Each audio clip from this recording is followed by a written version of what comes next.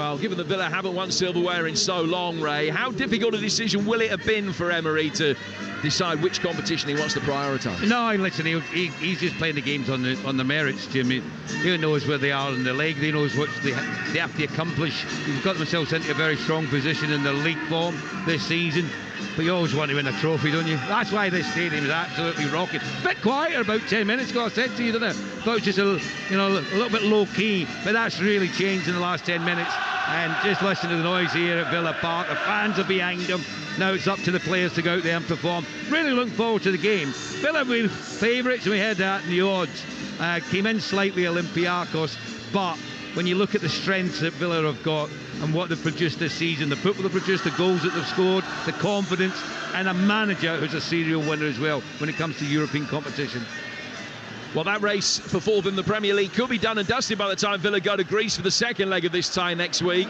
If they win at Brighton on Sunday and Spurs lose tonight, and they've just gone 1-0 down to a goal from Trevor Chalobah, and Spurs then lose at Liverpool, Villa will have an insurmountable advantage. And if they can cement fourth before the second leg, that would be a massive boost for them.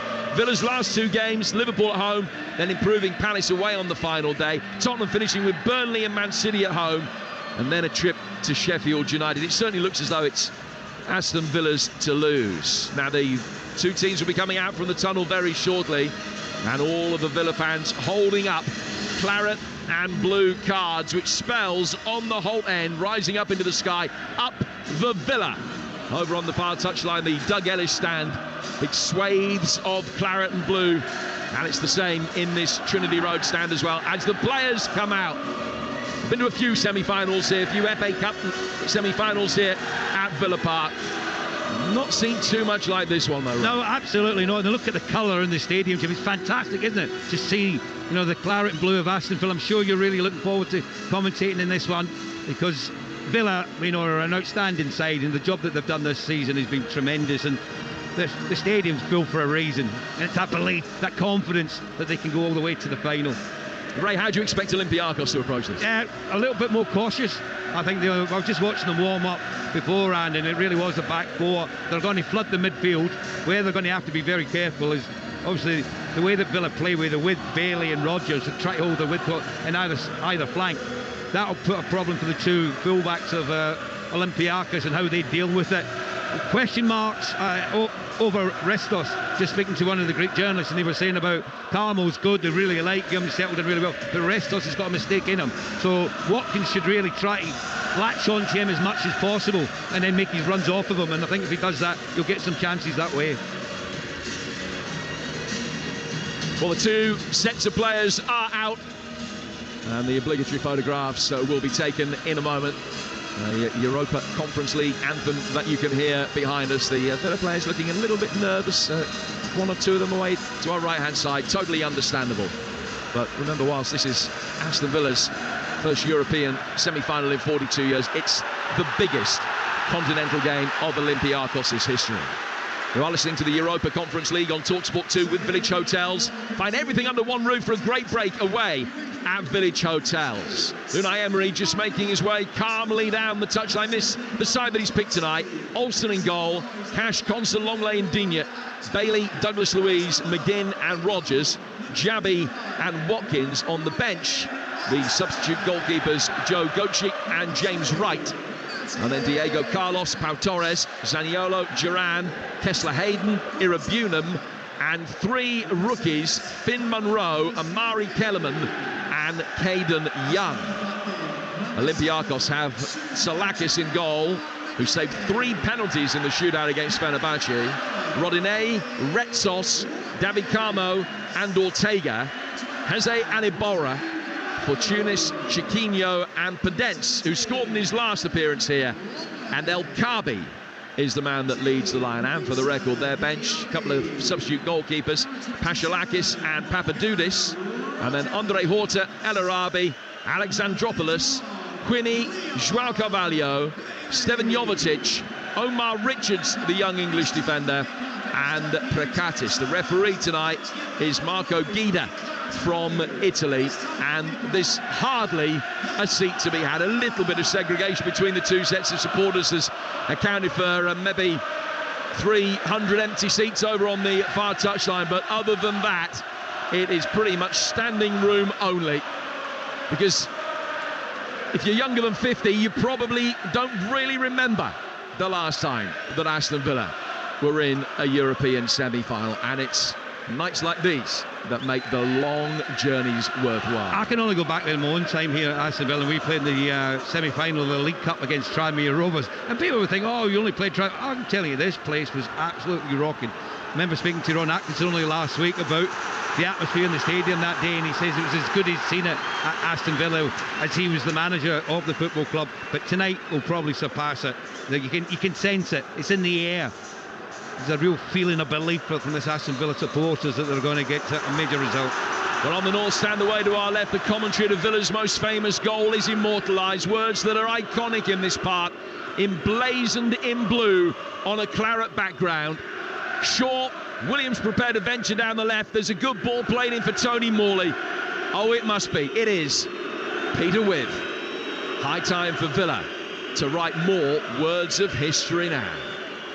Is Olympiacos in possession from the kickoff. They're going from left to right as we look at it, so that's towards the hold end. Villa in their claret and blue and white shorts, and Olympiacos in their change kit, I beg your pardon, of almost slate grey with some red splashes, and in possession with David Carmo, the centre-half on loan from Porto. Just played forward, Ezri Konsa getting his foot on the ball, but a nervous tap forward towards halfway. And Daniel Podence, the smallest man on the pitch, can bring it forward. High ball inside the penalty area, looking for El Kaabi. It's easily claimed by Robin Olsen, who once lost a Champions League tie in his Malmo days to Olympiacos. Hoping that lightning doesn't strike twice tonight. Olympiacos with a good, intense press, trying to test the nerve and resolve of Olsen. He got past that one, and Longlay's got the ball at his feet, veteran of a Champions League semi-final in the past. And Villa will build patiently from the back inside the second minute here on Talksport 2 at 0-0. I've got to say, I'm very impressed with the start from Olympiacos. I thought they might sit back and see what Aston Villa had to offer. Been anything but that. They're pushing both full-backs on to pressurise the back line of Aston Villa. It's got the two centre halves, and then there's the two midfielders in front of him, Abora and Eze, are just sitting, protecting, allowing the full-backs to get forward. Fortunis, Vicente Iborra, the tall, long-legged central midfielder, on the end of a header, and it's a good save from Olsen. Not that he would have counted, the flag is up. But they made a really strong start here, Olympiacos. It was a good ball in from the left-hand side, and Iborra making his way forward in support of El Kaabi with a header that was really well tipped over the top right-hand corner there by Robin Olsen. I think it was on, you know. I think the goal would have counted. But the flag went up, though. I mean, there's the problem. You know, the flag certainly went up from the assistant, who's closest to us. But I've certainly thought Iborra timed his run to perfection there. Looked like he was behind the last defenders, not in front of him, in an offside position, so it was a real chance. And now Villa have lost it again on the edge of their own penalty area. The nerves very prevalent in these early stages. Chiquinho laying the ball back for the Argentinian fullback Ortega. Now Heze, his compatriot, just playing it for Cash, will be able to easily watch that one out of play into the hoardings in front of the hold end, and everybody here can draw a collective breath. Yeah, I'm just looking at Unai Emery, and he does predominantly like to get out onto these technical area and encourage the players. Actually speaking to his coaching staff at the moment, I think he's a little bit unsure of what to do at the moment because of the start that Olympiacos have made, because they are pressing so high up the pitch. Man for man in the midfield areas, they're getting on top of them, and Villa have got to do something special to get out of that tight space, as we just seen from McGinn. Yeah, he's done very well to get away from El Kaabi, and he plays it down to the Villa left for Luca Digne. Digne taking a touch, working back for Clement Longley. I say that he's played in the Champions League semi-final. It's not one that he remembers fondly. It was the famous game at Anfield where Barcelona took a 3-0 lead to Liverpool and lost. Douglas Luiz, foul in the midfield by Fortunis, has been very heavily involved in these early stages. It'll be a free kick that Villa will take just inside their own half. 4 minutes gone. Villa 0, Olympiacos 0 here on Talksport 2. And here is Ray Houghton. Yeah, well, as I say, Villa just need to get a foothold in the game, just make some passes, but pass it a bit quicker than they are, because they're giving encouragement for Olympiacos to get on top of them, pressurise them, which they have been doing, and winning the ball back in good areas. He's a little bit lucky there, Douglas Luiz, because he gambled in that midfield area. And there was two players on top of him, Fortunis and Iborra, really closing down quickly, and he just got a little nudge on him. Fortunis, a little kick out at him, which gave away the free kick. But they've been very impressive in the opening 5 minutes of the game here. They've had about 60% of the possession up to this point as well. That's not going to unduly faze Villa. And such a good counter-attacking side, but absolutely no chance to get their foot on the ball and create anything. Adinia's got it now on the left-hand touchline, with Morgan Rogers making an early darting run, but Digne under pressure from Fortunis, forced to go back to his goalkeeper again. See, I think Digne should play that in behind. You got to, because the starting positions of the Olympiacos backline is quite high, so there's a lot of space to play the ball into. Rogers is quite quick. Just play the ball in behind and see if you can get players in behind quickly to create opportunities. Now Morgan Rogers bringing it forward, trying his luck. Oh, it's an outstanding save. Really good stop from Salakis, diving away to his left. Got a strong left hand to it, and it just beat the post. But that was much better from Villa. Really good move. Watkins making the decoy run. Rogers shifting it back onto his right foot, and Salakis equal to it with a fine stop. Fingertips, wasn't it? He just done enough to keep it out there. The goalkeeper, he read it well. He got the intentions there of Rogers and where he was going to put the curling shot that he played over to that left-hand side, but goalkeeper was equal to it. Brilliant save. First corner of the night. It's a Villa in swinging towards the far post. Iborra maybe having his shirt pulled. It got the last touch, but it's going to be a free kick to him rather than a corner to Villa. Iborra just having his shirt pulled there by Morgan Rogers. Yeah, good position. He's had a meteoric rise, Rogers. Yeah, he's been brilliant. I've been really impressed with him. As I say, the game down at Arsenal, I thought he was outstanding as well. Really grew as a player in that game, put positioning where he should be, but strong runner. When you look at him, he's a real athletic player as well. Just got to add a little bit more goals to his game, a few more assists, and nearly done it there, didn't he, with the first real break. And it came from Douglas Luiz, being positive with the pass, not going backwards, played it forward. Rogers got it out of his feet, curled to his right foot. It was a really good save there from Salakis. It is Rogers' second semi-final of the season. He was in the Middlesbrough side that was beaten by Chelsea in the League Cup semi-finals. He comes into this one having scored in his last two games. I think eyebrows were raised at the amount of money that Villa paid Middlesbrough for him, but he's looked fantastic value so far. 7 minutes in, it's 0-0.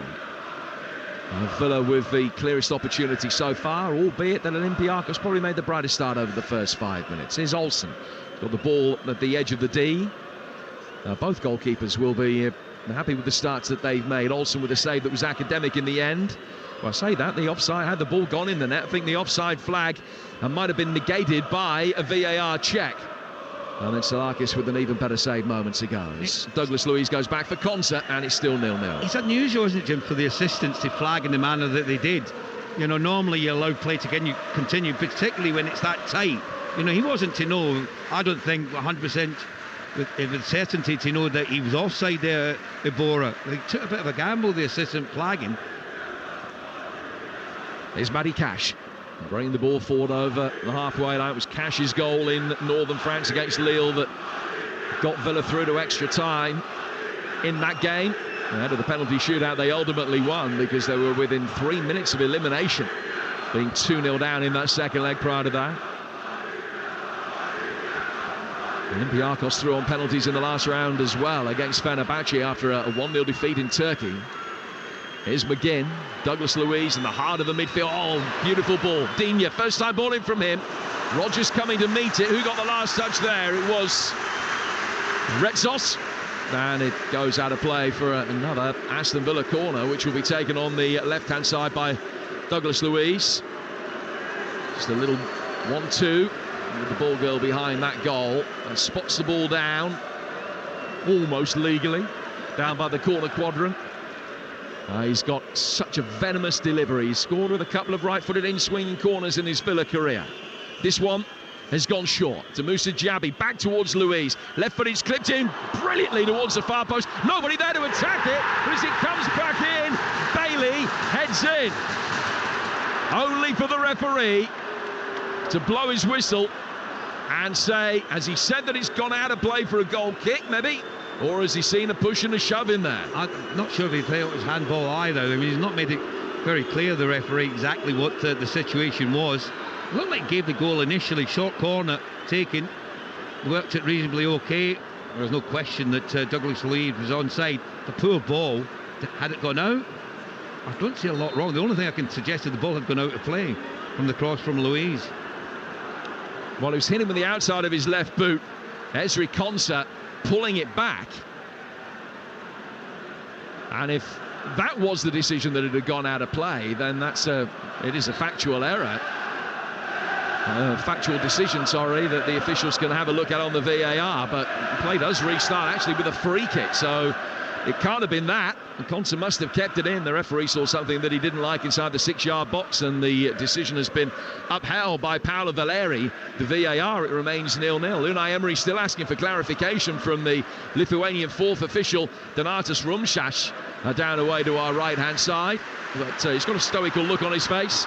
Play continues with 10 minutes in. What an opening 10 minutes it's been, with both goalkeepers making outstanding saves and Villa having a goal disallowed, but it's still 0-0. Was it Watkins with a foul maybe inside the 6-yard box? For the life of me, Jim, I'd looked at it and I didn't see a great deal wrong with it, other than had the ball gone out. That was the only thing I could argue with the assistant had seen the ball had gone out of play. But when we've seen it on the replay, it looked like certainly Cons had kept the ball in. It came off Olympiacos player who was on the floor and just went in the air to Bailey, who headed it into the empty net. I didn't see a great deal wrong with it, I've got to be honest. You're listening to Aston Villa against Olympiacos in the Europa Conference League. Live on Talksport 2 with Village Hotels.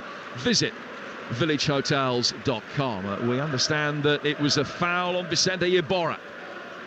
That is why the goal was chalked off. Well, that'll be a talking point after the game. 11 minutes gone. It's 0-0 between Villa and Olympiacos. The Greek side coming into this, like Villa, fourth in the league, but unlike Villa, still with an outstanding chance of winning the league. They're 5 points off the top with a game in hand. They've got 3 games left, and they've got to play the sides first, second and third. So it's a tough run-in, but your fate's still in your own hands, and they've got a chance of winning the title. 13 wins in the last 18 games in all competitions is an outstanding record, but they don't tend to travel very well. They've got a lousy record in England. In fact, they've never won a game in England outside of Arsenal, who they've beaten 3 times over the last 8 years. Ball out of play for a throw, which will be taken on the Olympiacos right. 12 minutes gone here on Talksport 2. And a reminder, we've got a choice of live listening for you tonight on the Talksport network yet again. Chelsea leading Spurs 1-0 over on Talksport right now, as the ball is sent through the penalty area by the right back Rodney. High miscued cross with his weaker foot that just sails straight out of play for a goal kick that Robin Olsen will take. Yeah, well, we'll go back to the foul. I'm not sure there was a great deal of contact. I think Iborra was on the floor. There was a little nudge prior to that from Longley. Didn't look like there was an awful lot of a connection there, was there? But the referee and these assistants spotted something. That's why they disallowed the goal.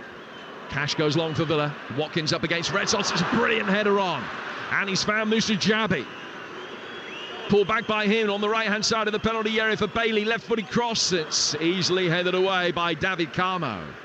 Bounces down through the midfield and it'll be helped on by El Kaabi.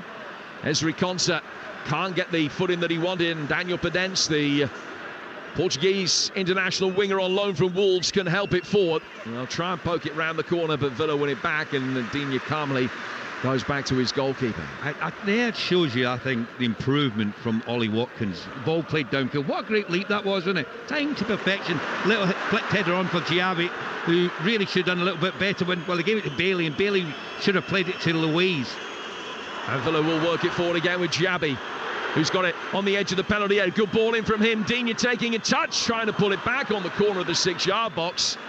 Didn't get it right. It's then come off at Rodgers, and has been given as a throw Aston Villa's way. It must have been Rodinei who just got the last touch. Digne taking the throw quickly. Here is Douglas Luiz making his way towards the edge of the penalty area, but under pressure from Iborra, who's very much of veteran calibre these days. He just plays it back towards the edge of the centre circle.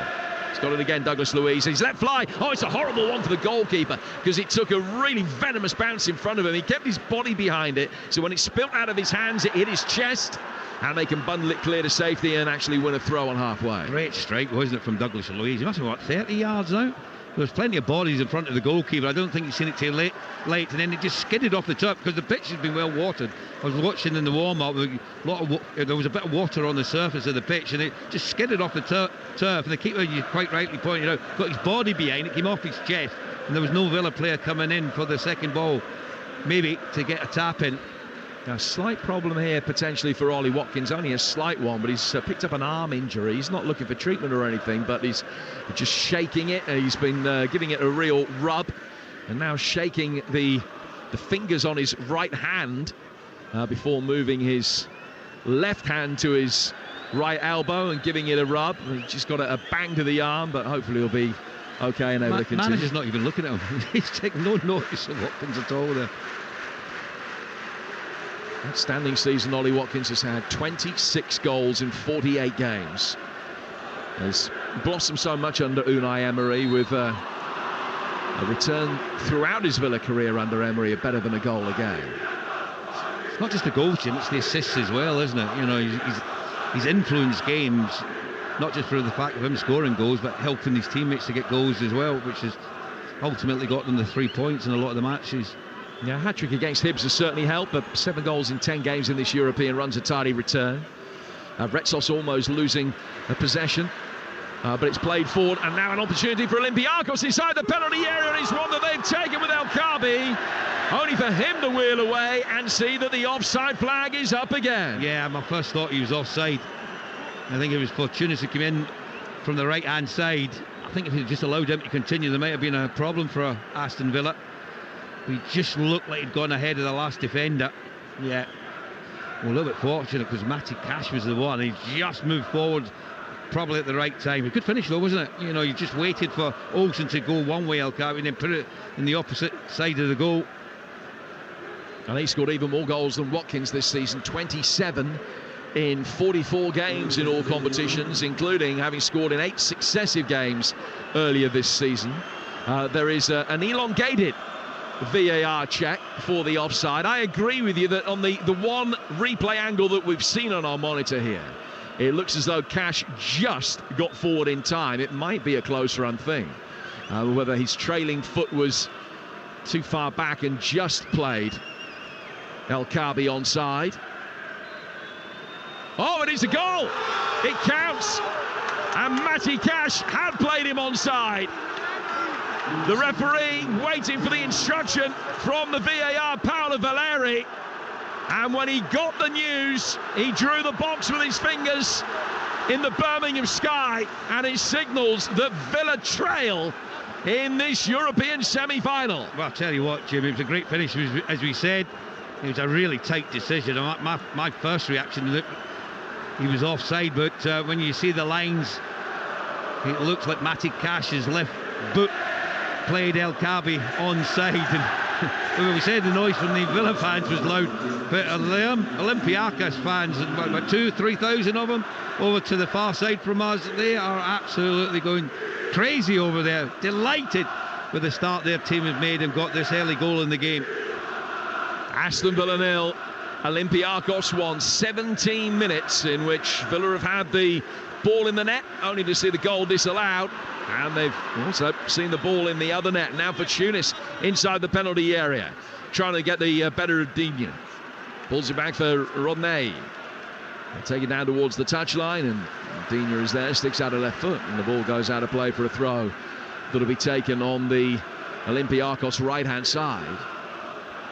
Well, they've certainly been a lot more adventurous than many would have anticipated. They've done their best to take the game to Aston Villa, and clearly feeling as though they found a way to expose Villa's defensive deficiencies. And we mentioned before the game that Villa have only kept 2 clean sheets in what's now 14 games here at Villa Park, and they've had 2 or 3 good sights of goal even before the goal. Yeah, well, they went to Tel Aviv, didn't they, after losing the home leg? Was it 4-1 and won 6-1 away from home? So I'm a little surprised how they started, in the sense I thought there would be a feeling out process, a bit cat and mouse early on. It's been anything but that. You've got to give them a lot of credit. They came here with a lot of self-belief, a lot of confidence. Even the changes that they made from the game at the weekend, with I think they won 4-1, didn't they? It was a good win for them, but they've came out in this opening 19 minutes of the game, and they've been very, very good. Have been very positive in possession of the ball.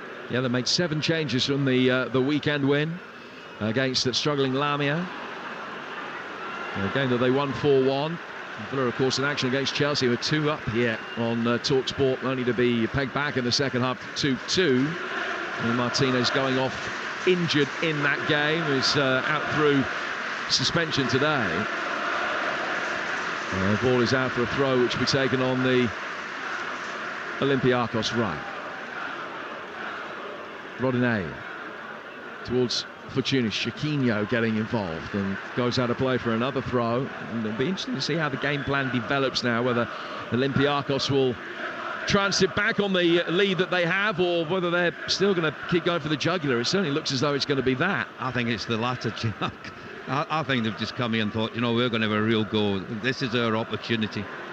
And they're trying to get Ortega in, and he's won a corner. And Villa just going through a troublesome 5-minute spell here. Well, one of their Greek colleagues just came up and showed me a bit of paper saying that's the Cobra from Morocco that got the goal. That's his nickname. So I don't know if he wants us to call him that, but what the fans will be saying is more of the same, please. It is such a huge goal for Olympiacos. And that is the Cobra from Morocco's 11th goal in Europe this season. Corner to be taken on the left-hand side. I swung in, and but for Olsen, he could have had a second because he'd come in pretty much unmarked. Lost his man running towards the far post, and Olsen got a very strong fingertip to it to just flick it away out of his flight path, and Villa survived.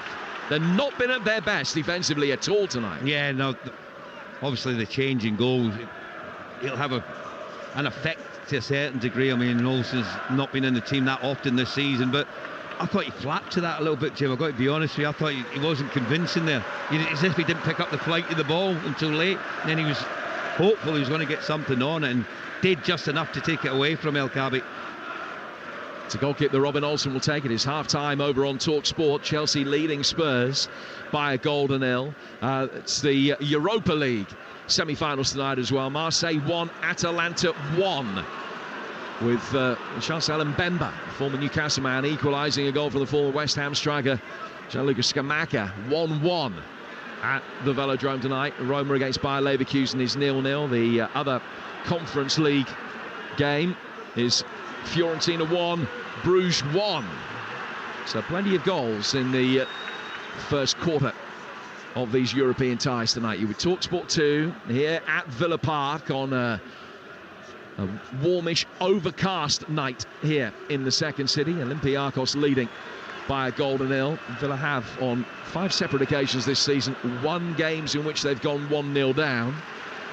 Another ball played forward, another offside flag is up, and we've seen from a couple of decisions already tonight that there have been some close ones that the assistant referee has perhaps erred on the side of caution when he shouldn't have done. As Cash brings it forward here. I think he should keep his flag down for a spell. This is on this side, because he's not been getting them right that often, in fairness to him. But they've came now, even now at 1-0 up, they're still going forward. They're still looking for runners in behind. The first pass they're looking for is a forward one in behind the back line. And Villa look edgy. They look nervous. They don't look settled at the moment. Longley going long. Ball hooked away by Ortega. Won back well by Cash. Cash taking it on. Challenge on him on the edge of the penalty area was clean. And that means that Podence can come in off the left flank and just flick the ball forward. Out he goes towards him again on the right-hand touchline. But he can't find a way past Digne, who's claiming that it hit the man on loan from Wolves last. The assistant referee didn't see it that way and has given the throw to Olympiacos midway inside the Villa half. We're midway through the first half here, and it's 1-0 to the Greeks. I think with McGinn and Douglas Luiz, Jim, they're struggling because there's 3 in there. When you look at Heze and Iborra, they're sitting a little bit deeper. But Chiquinho, a little bit higher up the pitch, he's picking up really good areas on the pitch, little pockets of space where no one's picking them up, and he's getting a lot of freedom, and that's where they're getting a bit of joy at the moment. Now Villa playing with usual 4-4-2, and they don't play with it invariably, but more often than not. And they got Watkins and Jabby through the middle today, Bailey on the right and Rogers on the left. Villa nicking a few yards with a throw that will be taken by Luca Digne here, but with the 4-2-3-1 that's up against them, there is that numerical advantage in the heart of the midfield for Olympiacos, and they've worked it very well so far. Watkins trying to turn the ball forward just behind Luca Digne, who nearly was able to bring it under control, but it does go out of play for a throw. There's a smile between the pair of them, and Olympiacos just happy to waste a few seconds before Rodney will take this throw. Yeah, well, Ollie Watkins is just saying to Digne there, look, just settle down a little bit. He wants to run in behind, and he couldn't really get the ball to him there. I mean, the only pass he really had there, Ollie Watkins, was a little 5-yard ball to him, and he's running downfield where you can't play the ball into. So that's just a lack of communication from the Aston Villa players. And no panic yet from Unai Emery on the bench. You don't win 4 Europa League titles without learning how to overcome a little bit of adversity. But Villa determined to play out from the back, and it looks dangerous every time they do it. But they survived this latest one, and Rogers will work it out towards Jabby, and he makes his way inside the penalty area. Too much on the pass for Watkins, and it goes out of play for a goal kick. Yeah, wasteful there, wasn't it, from Jabby? I mean, they worked it really well. It was a lovely ball, I think it was from McGinn into Rogers, who got turned on it, played the ball out wide to Jabby on that right-hand side, who cut in, and he had an option of just rolling the ball into Watkins. He went for pace, and Restos done really well, who covered the run of Watkins, and he knew there was too much pace on the ball and just let it run through to the goal, out for a goal kick. That's a goal kick which will be taken by Tsalakis. 25 minutes in, Villa 0, Olympiacos 1. And Tsalakis hitting it forward, right-footed.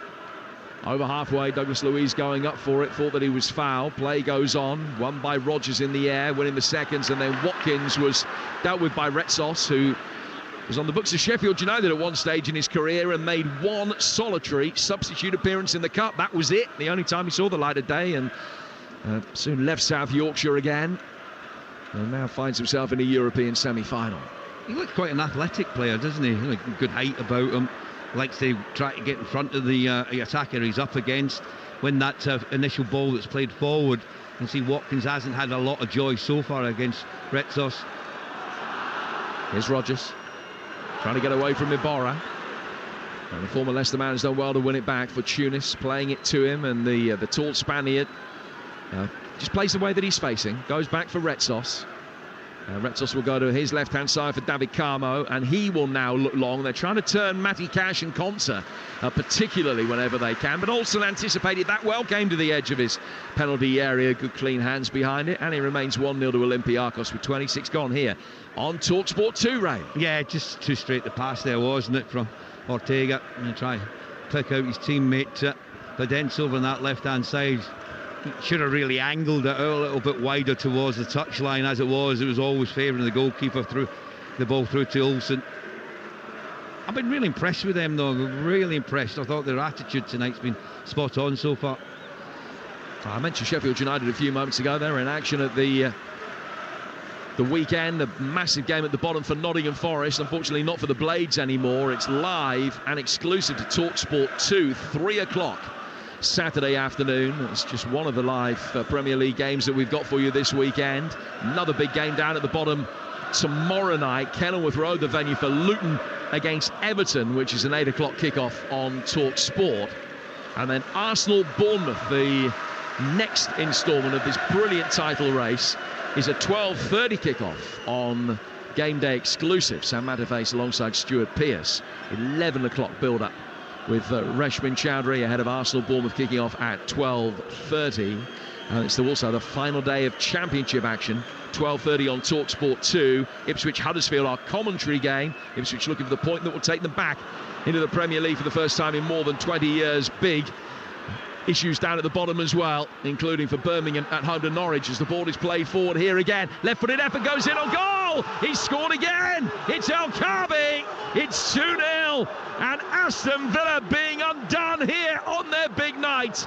Inside the opening half hour of the first leg, they are 2-0 down. Well, they can't believe it, can they? The Olympiacos players and supporters, absolute joy for them in the stadium. The run from El Kaabi's time to perfection, I thought. Got in behind, Olsen can't come out. He rounded the goalkeeper and with his left foot just played it beyond him into the back of the net. And it's that small section of Olympiacos fans that we can hear at Villa Park. It came from just giving the ball away. Aston Villa, ball was played forward. I think it was Watkins with a loose pass. They were onto it quickly. You would just see with the run here. Yeah, he's got in behind Lucadinho, who's trying to play off. So you've got to go with the runner. If he's going to make the run, you can't just put your hand up and hope that he's going to be played offside. A little cushioned header that took it wide of Olsen, and then with his left foot just played it underneath the goalkeeper into the back of the net to double the lead for Olympiacos. And wow, this is going to be a mammoth task now for Aston Villa to get back into this tie. 18 months where the lows have been so few and far between under Unai Emery. The meteoric rise that Aston Villa have enjoyed. Well, this is a low. 2 down inside half an hour of the first leg at home. So much work to do. Play just stopping here because Ortega has been fouled. They were coming together. I think it was with Bailey. I'm not sure exactly what went on, but the home supporters weren't too happy. I think he was nowhere near him. There's nowhere near him. He's just gone over on his own there, Ortega. And you just wonder what he's actually done. And they'll be keeping their eye on that situation because having just scored the second goal to give them a 2-0 advantage here, Olympiacos, they don't want to carry anyone. They want to make sure all 11 players are fit and healthy out there. Well, Villa, knowing that he was struggling, tried to play an immediate ball in behind him down the right wing. It was overhit, and his race is run. Francisco Ortega, who once played in a Copa Libertadores semi-final, but he's only going to be playing half an hour in this Conference League semi-final. It was, and they say the innocuous ones are the worst ones. He was chasing a ball, and it was like the invisible man came and scythed him on the kneecap, and he just went down like that 5 yards off the ball. With the pitch, I said about the water on top of the pitch, where his foot went from under him. Just had a problem with I don't know if it was his calf or his knee, but certainly he's in big trouble, and I think they're motioning to bring the stretcher on because I don't think he can continue anymore. Just seen the 2 goals again from the Cobra. First one was a really good finish with his left foot, because he feinted the player to the left-hand side or the right-hand side of the goalkeeper and just reversed it into the opposite corner. But the second one, that's typical of a striker, playing on the shoulder of the last defender, timing your run to perfection, little cushion header which took it away from Olsen, and then had the presence of mind just to roll it underneath him to double the lead and get his second goal of the game. Well, this problem for Ortega has given Unai Emery the opportunity to gather his Villa players around him on the touchline. He's having a word with Robin Olsen at the moment, and saying something potentially about his starting position. Doesn't look happy. Olsen threw a bottle of drink away very disdainfully down towards the touchline. Emery hopefully will have been able to get the message across over the last 90 seconds about how things can improve. What will the gist of that message have been? You've talked about the fact that Villa are being outnumbered in midfield. They're being turned easily in behind. How did it rectify? Yeah, look, listen, you've got 2 centre-halves, haven't you? You've got Longley and you've at the back there, and you're looking at Konza. 2 players, and neither one of them are picking up the one striker. Why not? That's what he should be asking. The manager should be asking. When he's making these runs, what one of you 2 are going to pick him up? What one are you going to be disciplined enough to see the run that he's making? Because he started over near Digne and then run across him, and neither centre-half went with him either. So Villa 2-0 down with it all to do. Here's Douglas Luiz, bringing it forward. They've only conceded prior to tonight 3 goals here in the entire European campaign. John McGinn for Villa hasn't been able to get involved too much so far. Cash on towards Bailey, right inside of the area. Cash had gone down. Bailey trying to work it inside the box. It's gone out of play for a corner. I wonder if they'll just have a look at the challenge on Matty Cash when he came forward. Made a good run inside the 18-yard box, and he went to ground. I mean, it's only afterwards he's got up and motioned to the assistant referee and the referee that maybe there was contact inside the box and it shouldn't be a penalty. Villa's second corner of the night. McGinn's going to take it. It's a left-footed in swing, a very, very deep, and Rodgers lost his battle to try and keep it in play. Too much whip on that. Had Rodgers left it for Longley, he might have been able to keep it. He was coming in round the back at a slightly better angle, but it has gone out of play for a goal kick that will be taken by Olympiacos away to our left-hand side. They did beat West Ham at home. They lost to a last-minute goal in London. That was in the group of the Europa League. They were parachuted out of that competition, having finished behind the Hammers and Freiburg. They then beat Ferencváros of Hungary. They beat Maccabi Tel Aviv. As Ray was saying earlier, they lost the first leg 4-1 at home and won 6-1 away. Then Fenerbahce on penalties in the last round. But 2-0 up and in control tonight. Konsa, he just stood waiting for the ball to come down towards him, and Pedence making a run, jumped and caught his man. And what's the referee is actually giving it the other way, saying it's a handball, and it's a free kick to Olympiacos. Villa are just rattled. Simple as that, Jim. They're rattled. And Konsa there didn't even jump for the header. He should have won it. And the manager could see Unai Emery wasn't too happy. I think he felt it was a foul initially on him. I don't think it was. I think he just got caught, just standing still instead of being proactive and going up and winning the initial ball. And then again, when the ball just bounced up, looked like it came off his hand, and the referee was in a good position to see it. I just wonder if, 2-0 up against Chelsea, and then, Chelsea came back in the manner that they did, and Chelsea played really well. If it's really affected Villa for this game as well, because they've not started the way that they have previous games here at Villa Park. No, not at all. They've got an outstanding home record. 5 home defeats in 26 games this season, and scored nearly twice as many goals as they conceded. And that's the only saving grace, that they've only had one blank at Villa Park under Emery. That came in a big defeat here against Tottenham a couple of months ago. That's the only time in 41 home games under this manager that Villa haven't scored. So they will expect to be able to find their way back into the game to an extent, but it's just a question of how much they leave themselves to do for the away game in Piraeus next week, which incidentally will be live on Talksport 2. Ball played forward down the right chance, an excellent ball from Cash in towards Bailey, and the challenge on him was a foul by David Carmo, and it's a free kick to Villa. A couple of yards from the right-hand side of the penalty area and about 4 yards from the dead ball line. I didn't see if the referee produced a yellow card, but probably warranted it. Matt Cash with the ball down the channel to pick out Bailey, and then Carmel comes in and mistimed it completely. And that's what Villa should be doing more of, playing balls in behind. When they just go backwards and square, it's easy to defend against it, but when they've got the ball in behind and runners getting on the end of it, they've posed 1 or 2 problems for Olympiacos. And the quality from here has to be better, Jim, because the last few set plays that they've had, we've seen it with John McGinn, the last corner, overhit, never really favoured these teammates at all.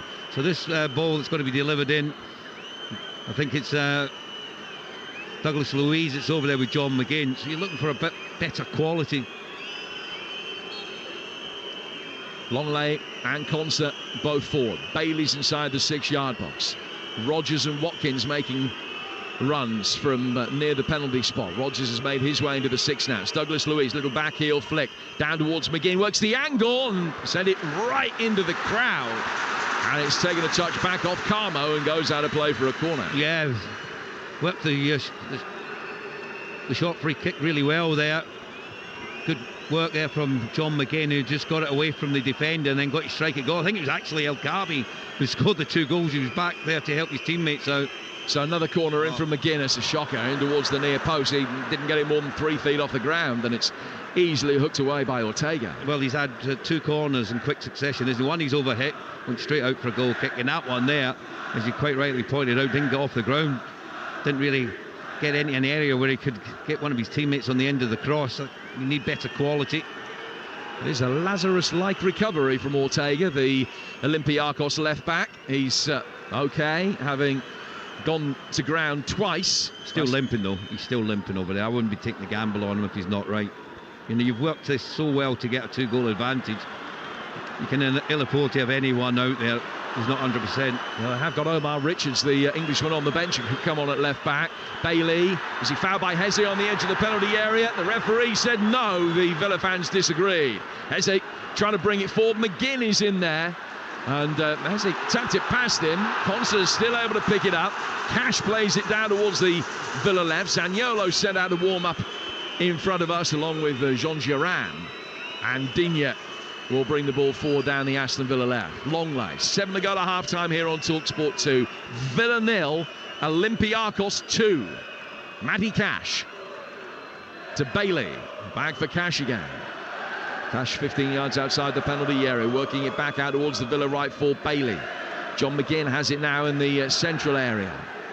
Flicked off by Giabi after Douglas Luiz's ball forward, and once more Olympiacos are able to easily bring it away. Pedence through the midfield for Chiquinho, out towards the right-hand side. Dini's out of position, and Fortunis can bring it forward. Oh, and he was close. A rising right-footed drive that beat Olsen and went just over the bar from 22 yards out, and it could have been 3. Well, Bailey's still down over on the far side of the pitch. I think there was a collision between him and Pedence. He felt there should have been a free kick. Referee was a good position to allow play to continue. Now, and what a break from Olympiacos. The ball finally coming down this right channel to pick out Fortunis, and he did the right thing as he went through. He didn't have an option really inside the box. Okabe was in it, but he was well marshalled by 2 Aston Villa defenders, so he decided to take the strike on. The only thing, he got so much power, he just took off in the air and over the top of the crossbar. Never really troubled Olsen in the goal. That's a really good strike by Fortunis. It would have been the 100th goal of his club career had he gone in. Villa bring it forward again and find Cash, but play has been stopped and pulled back, and McGinn is going to be spoken to by the referee.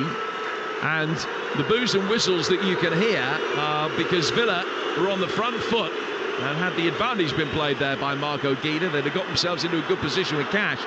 Well, unless the referee's going to book Pedence, what was the point of it? None. There was no point at all. And then Villa give it away. McGinn sliding the ball down. That's clearly handball by Douglas Luiz, who looks to the heavens, but it was an easy decision for him to make. But the Villa fans not happy with the Italian referee. I don't think half-time can come quickly enough for Aston Villa and for Unai Emery just to sort 1 or 2 problems out, because they've been loose all over the pitch. The passing hasn't been crisp. You know, the front players have not really impacted the game at all.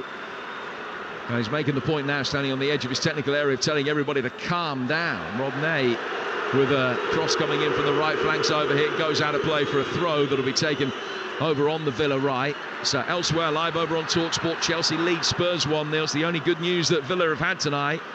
And it will leave them 7 points clear of Tottenham with a game to go, or with a game in hand. And now Cash is going to get into trouble as he climbed and won an aerial 50-50. And Marco Guida decides that just a lecture will suffice, but it's going to be a free kick. Cash climbing over Pedence, and he's caught him on the back of the head with his hip. Yeah, and I thought it was a foul initially. He was just too aggressive there, wasn't he, Matty Cash? Pedence didn't even jump; he just jumped over the top of him. He's caught him with his hip. But it's the noise in the stadium, and I think because the referees made a few basic mistakes in the last few minutes that the home supporters aren't too happy, and they're not too happy with the performance from the team either. In the Europa League, Leverkusen have scored at Roma with a goal from Florian Wirtz. It's still Marseille 1, Atalanta 1, and the other Conference League semi-final sees Fiorentina now lead Bruges by 2-1. High right-footed ball played in by Rodinei. They're trying to get Pedence down towards the byline. He's pulled it back. Bailey kicks it into him, and then the referee has given an indirect free kick to Olympiacos right on the left-hand side of the penalty area. I think it may have been a corner, Jim. I'm not sure. It's Bailey. A corner. I think Bailey tried hit it off Pedence, and Pedence was off the pitch, and as he hit him, he's gone out to play for a corner. And the corner's been worked short to Fortunis. Back out towards the left, ball in towards the near post. Watkins heads it away. Comes back out. Heze helping it back in, and then flicked on. And just for a moment, the Moroccan Cobra was on a hat-trick there, El Kaabi, but thought better of pulling the trigger. Comes down towards Rodney again on the Olympiacos right. 2.5 minutes to go to half-time. The first half is going to be elongated quite significantly, you would think. Probably 3 minutes to be added on, maybe, but Villa need it to end, and need it to end quickly, because Emery's got to get his players in to the dressing room, and he's got a lot to sort out. Well, it might be you have to make changes. You'll have to look at the players that are out there at the moment, and the ones that are actually doing what he's asked them to do before the game started, and those are just struggling a little bit. And Villa again playing out from the back inside their own penalty area. Olsen to Longley, who didn't want it and gave him a hasty, slightly misdirected return ball. Olsen was able to deal with it, but The press from Olympiacos is causing Villa all manner of problems as they insist on maintaining this tactic of playing out from the back. No conviction though, Jim, isn't in the way that they're playing. You know, from the goalkeeper, he starts it, and you're looking at your midfielders, are they making the right angles to receive? And then you're looking at Longley, you're looking at Konza. Did they really want the ball? Eze, McGinn winning it back in the centre of midfield. Jarby helping it on. Bailey now inside the penalty area, and he's gone down. And what's the referee's verdict? Play on. Well, he went down, and the Villa fans are absolutely adamant that that should be a penalty. It will, of course, be being checked by the VAR, Paolo Valeri. Bailey has stayed down, and Ortega has gone down again. And the referee has said stop play while he's waiting instruction from his compatriot, the VAR. I think it's a penalty. I think he wins the ball initially, Ortega, but then afterwards the follow-through just catches Bailey. They're certainly coming together between the two players. I'm surprised that the referee was on top of it. Didn't give it. It's a tough one. It's a tough call, Jim. It's a tough call. There's contact. That's what they look for, is contact. Well, they look for contact, but they also look for motivation and consequence. And I think that Bailey made sure the referee realised that contact had been made. Let's phrase it like that. I thought he went down very easily, but that's with the benefit of a replay.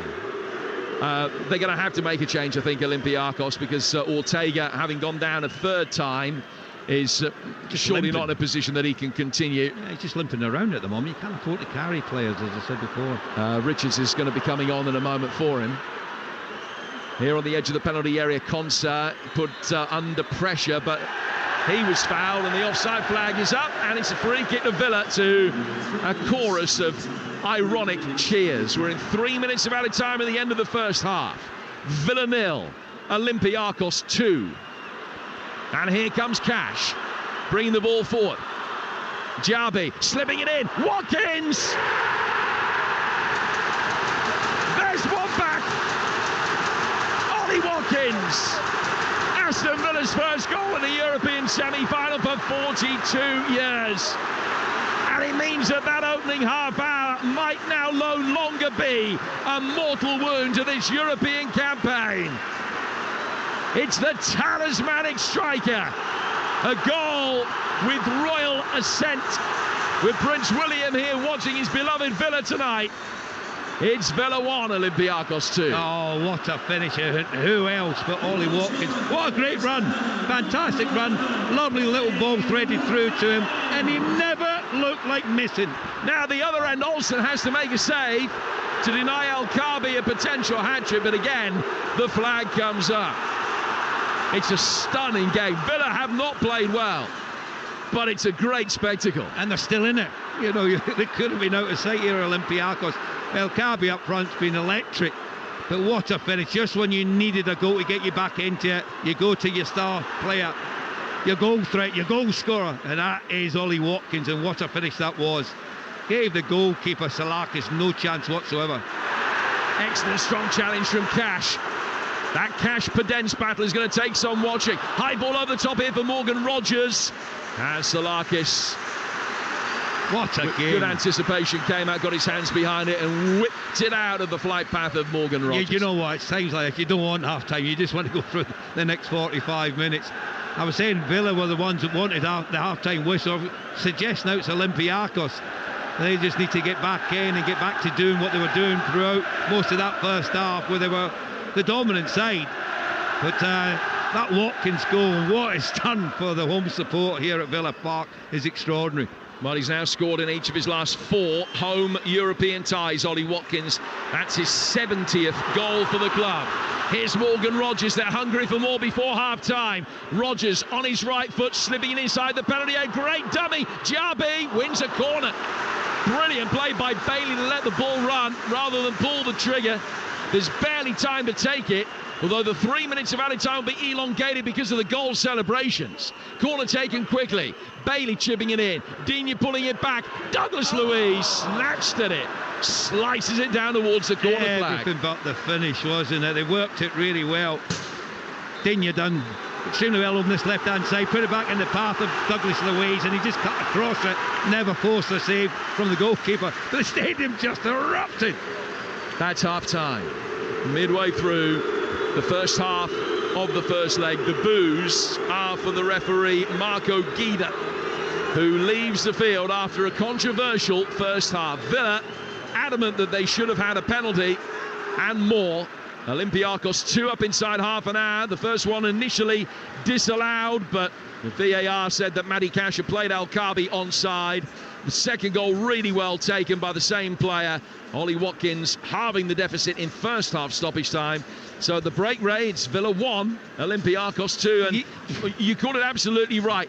They're still in it. That's absolutely critical. Yeah, they needed that. I think if they went in at half-time 2-0 down, it would have been such an uphill battle, because Olympiacos could have just sat back and frustrated.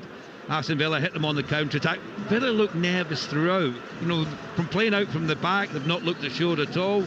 They're not getting the ball into the areas where they can affect the game as often as they would like to. But then that one piece of magic with a little ball from Diaby into Ollie Watkins. What a run, great run, timed to perfection. And then the awareness. He didn't go for pace with the strike, he went for direction. And it was a cultivated finish across the goalkeeper, Salakis, into the far corner to get that goal, which was so much needed for Aston Villa for the second half. It changes the half-time team talk from Unai Emery. But that said, he's still got to be critical of several areas, because playing out from the back, Villa have been a bombskip. But the other one, he'll be speaking to his two centre-halves. Konza certainly is one of them, and Longley, to say, look lads, you've got to be a little bit more alert and aware of El-Kaabi's positioning and his runs that he's making, because his timing of him, as we've seen for the first goal, he looked like he was offside, but then when we've seen the VAR decision, it looked like he was just on. He timed it to get in behind Matty Cash, who just looked like he went up. I thought he went up perfectly, but it looked then on the replay maybe he was just a fraction late, which played El-Kaabi on, but it was a great finish for him. They were really good. I've got to give all the credit to Olympiacos.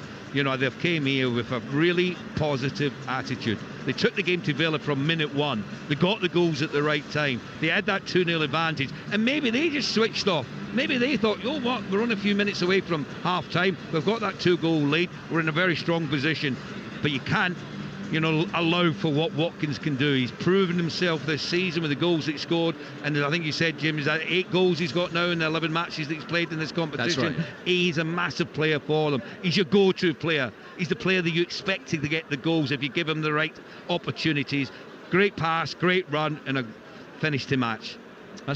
Olympiacos leading 2-1 here at half-time. The second half to come here on Talksport 2. The other semi-final in this competition, Fiorentina 2, Bruges 1 at half-time. The Europa League playoffs, Roma 0, Bayer Leverkusen 1, Marseille 1, Atalanta 1. Those the half-time scores in the first leg of the semi-finals in those two competitions. And 17 minutes into the second half, Chelsea lead Spurs by a 1-0.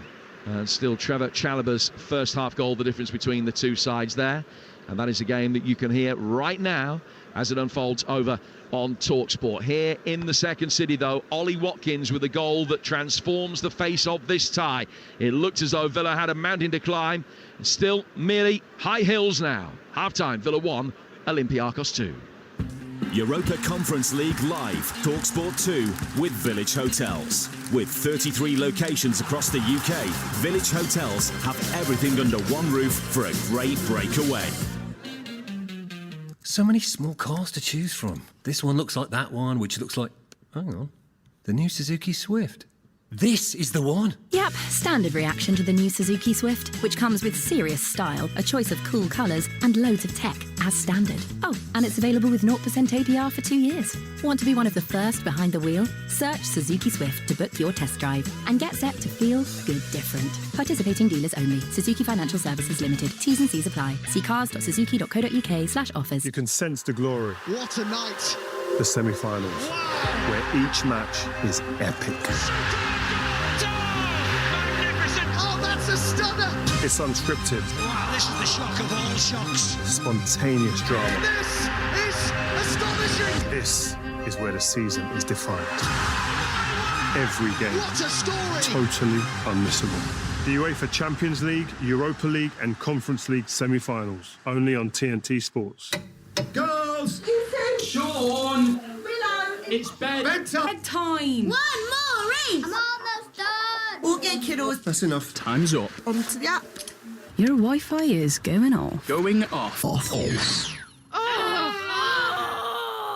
EE Broadband lets you pause the Wi-Fi on your kids' devices, helping them to switch off and drift off. Search EE Home. Eligibility criteria apply. New EE Broadband customers. Don't know where to start your next paint project? At Wix, find all the inspiration and help you'll need. Plus, Dulux Standard 2.5 litre coloured emulsion was £21, now $15. Terms apply.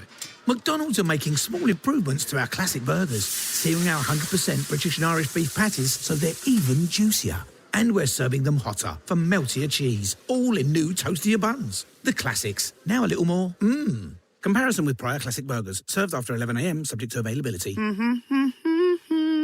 At Morrison's, buy 6 or more and save 25% on over 300 bottles of wine, including champagne. So that's more choice on how you cheers. Morrison's to shop at Morrison's. Majority of stores and online subject to availability. Selected bottles exclude Scotland. Max 36 per customer. Online varies. End 6th of May. Please drink responsibly. Friday night, the Premier League live on Talksport. A moment of magic. Luton versus Everton. What a great bit of play. Coverage from 7, kick-off 8 p.m. Friday night On live football dynamo. Talksport. Passion, heartbreak, glory, despair, triumph. Fantastic strike. The Europa Conference League live. Brilliant reaction. On Talksport 2.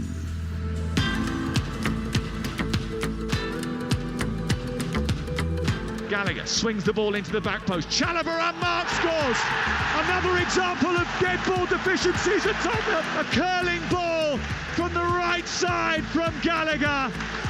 Chalobah rose unchallenged, unmatched, and a header that was unstoppable beats Vicario. It's another set piece, set back for Postecoglou. It's Chelsea 1, Spurs 0. And that goal came after 24 minutes. They've played another 40 since then. It's still Chelsea 1, Spurs 0. Spurs recently making a triple change with Bentancur, Maddison and Højbjerg coming on for Sarr, Richarlison and Basuma in a game that continues for you live right now over on TalkSport. The relevance of that as far as Villa are concerned, that it will leave Spurs 7 points adrift of Villa with only 1 game in hand. So Villa would only need to win 2 of their last 3 games, a maximum of 2 of their last 3 games, to be in the Champions League next season. Chelsea-Tottenham continuing live for you right now over on TalkSport. Well, let's turn our attention to some of the other big football stories of the day. And Everton manager Sean Dyche insists that the delayed takeover of the club by 777 partners doesn't mean that he'll have to sell his best players in the summer. They've had to borrow another £16 million to help pay their latest wage bill, and they've now loaned a total of £200 million so far. TalkSport's chief football correspondent Alex Crook joined TalkSport Breakfast to discuss the story and so much more, and he believes that this takeover is fraught with red flags. I think anybody who's done any research into 777 partners would have been sceptical about this takeover right from the off. I think there's still a big doubt over whether they would pass the Premier League's owners and directors test. I think that's why there's been such a delay, when you think it was a long time ago now that Farhad Moshiri announced that he'd agreed to sell the football club. From what I understand, they're confident, Everton, that if they do go into administration, it won't be this season. So that would stave off the threat of a 9-point penalty, which obviously would put them back in relegation danger once again. But I think there's a concern that maybe come the start of next season, if the takeover hasn't gone through, then they may have no option but to go into administration and take that automatic 9-point penalty. I think I'm right in saying they'd be the first Premier League team since Portsmouth back in 2010 to have to go into admin. So obviously it's a really worrying situation whenever you hear about a football club calling in the insolvency experts. And I'm not as confident as you are that they won't have to sell Jordan Pickford. I did a story for the TalkSport website yesterday suggesting that he is vulnerable. If you think about it in terms of sellable assets, you've got him, you've got Jared Branthwaite, who would be the most valuable in terms of the transfer fees they could fetch. And I know Chelsea have looked at Pickford as they try and bring in a new number one goalkeeper. They like Aaron Ramsdale as well. So, yeah, worrying times off the pitch for Everton. I think, again, you have to credit Sean Dyche for the fantastic job he's done in shutting out all that background noise and keeping him up with a few games to spare. Now, from a Brighton point of view, down on the south coast, you know, they have been very average lately. In De Zerbi, do you think he's definitely off? And if so, who could take over?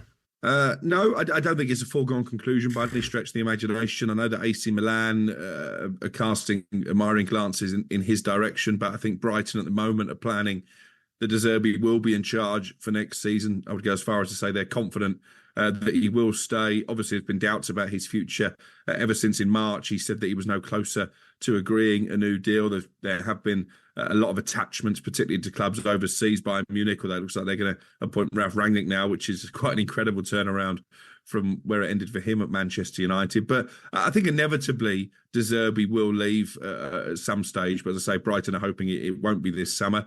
And I wonder how, if you look at their form, and you've mentioned it, it's not been a vintage season compared to last for Brighton. So maybe that might just play in the Seagulls' favour in terms of keeping the manager. I think we forget though, Crookie, about the injuries Brighton have had. You know, Matoma and Seco. You know, you've had Ferguson, Welbeck, different players out for time. Billy Gilmore. I know every team's had injuries, but they've had a lot, haven't they, Brighton, this season? Yeah, they missed Solly March for pretty much all of the season as well. And I think he's been a massive loss for them. And of course, they had to balance playing in Europe for the first time in their history with domestic duties. And I think maybe, with hindsight, qualifying for that Europa League possibly came a year too early for Brighton. Their fans would probably argue because they had some brilliant away trips, but I think they've struggled. And I would expect them to be better next season. I'd expect them to rebuild the squad in the summer. And I think, as we sit here now, I think De Zerbi will still be the manager come the first day of next season. And Alex, what are you hearing from your boys, Manchester United? I think it's still up in the air, how in terms of the future of Eric Ten Hag. That performance from Jadon Sancho probably didn't do him any favours last night, but I would argue that we never really ever saw a display like that in a Manchester United shirt. But a lot of doubt over a lot of senior players. I think obviously they want to ring fence in people like Mainu and Garnacho and Houghton, but if they get offers for pretty much anybody else, and maybe you'd include Bruno Fernandes in that, then I think they would be open to selling. In terms of Marcus Rashford, it's an interesting situation because my understanding is that they're not trying to force him out of the football club at this moment in time. I don't think he's expressed a desire to go. And I think actually it might be that both parties are almost stuck with each other because he's on such big money at United that I just don't see any other club coming in for him. And I think for United, because they've given him that massive pay rise, that they need him to get back to the form of last season. So I think an interesting summer ahead. That's Talksport's chief football correspondent Alex Crook on Talksport Breakfast earlier today. Returns at 6 tomorrow morning. Alan Brazil joined by Arsenal invincible Ray Parlour to build up to the weekend's football and look back on everything that's happened tonight. Chelsea leading Spurs 1-0. Villa trailing Olympiacos 2-1 here. We're anticipating that the second half here at Villa Park is going to be delayed because of a medical emergency in the lower Holt away to our right-hand side. The section around the stricken fan has been cleared. There are probably 15 police and St John's ambulance men, doctors, all there. A stretcher is going in to that section now. And the applause that you can hear coming from the Villa fans who've got a relatively close view of what is going on is very encouraging. That suggests that hopefully the situation isn't as bad as we originally feared. But the second half may well be delayed. Olympiacos leading it by 2-1, and this is how they got there. High time for Villa to write more words of history now. Left foot is clipped in brilliantly towards the far post. Nobody there to attack it, but as it comes back in, Bailey heads in. Only for the referee to blow his whistle. I don't see a lot wrong. The only thing I can suggest is the ball has gone out of play. We understand that it was a foul on Vicente Iborra. That is why the goal was chalked off. But it's played forward, and now an opportunity for Olympiacos inside the penalty area, and it's one that they've taken with El Kaabi. only for him to wheel away and see that the offside flag is up again. There is an elongated VAR check. Oh, it is a goal! It counts! Do they look edgy? They look nervous. The ball is played forward here again. Left-footed effort goes in on goal! He's scored again! It's El Kaabi! It's 2-0, and Aston Villa being undone here on their big night. This is going to be a mammoth task now for Aston Villa to get back into this tie. Jarby slipping it in. Watkins! There's one back! Ollie Watkins! And he never looked like missing. Well, that goal from Ollie Watkins in first half stoppage time has certainly changed the complexion of the tie.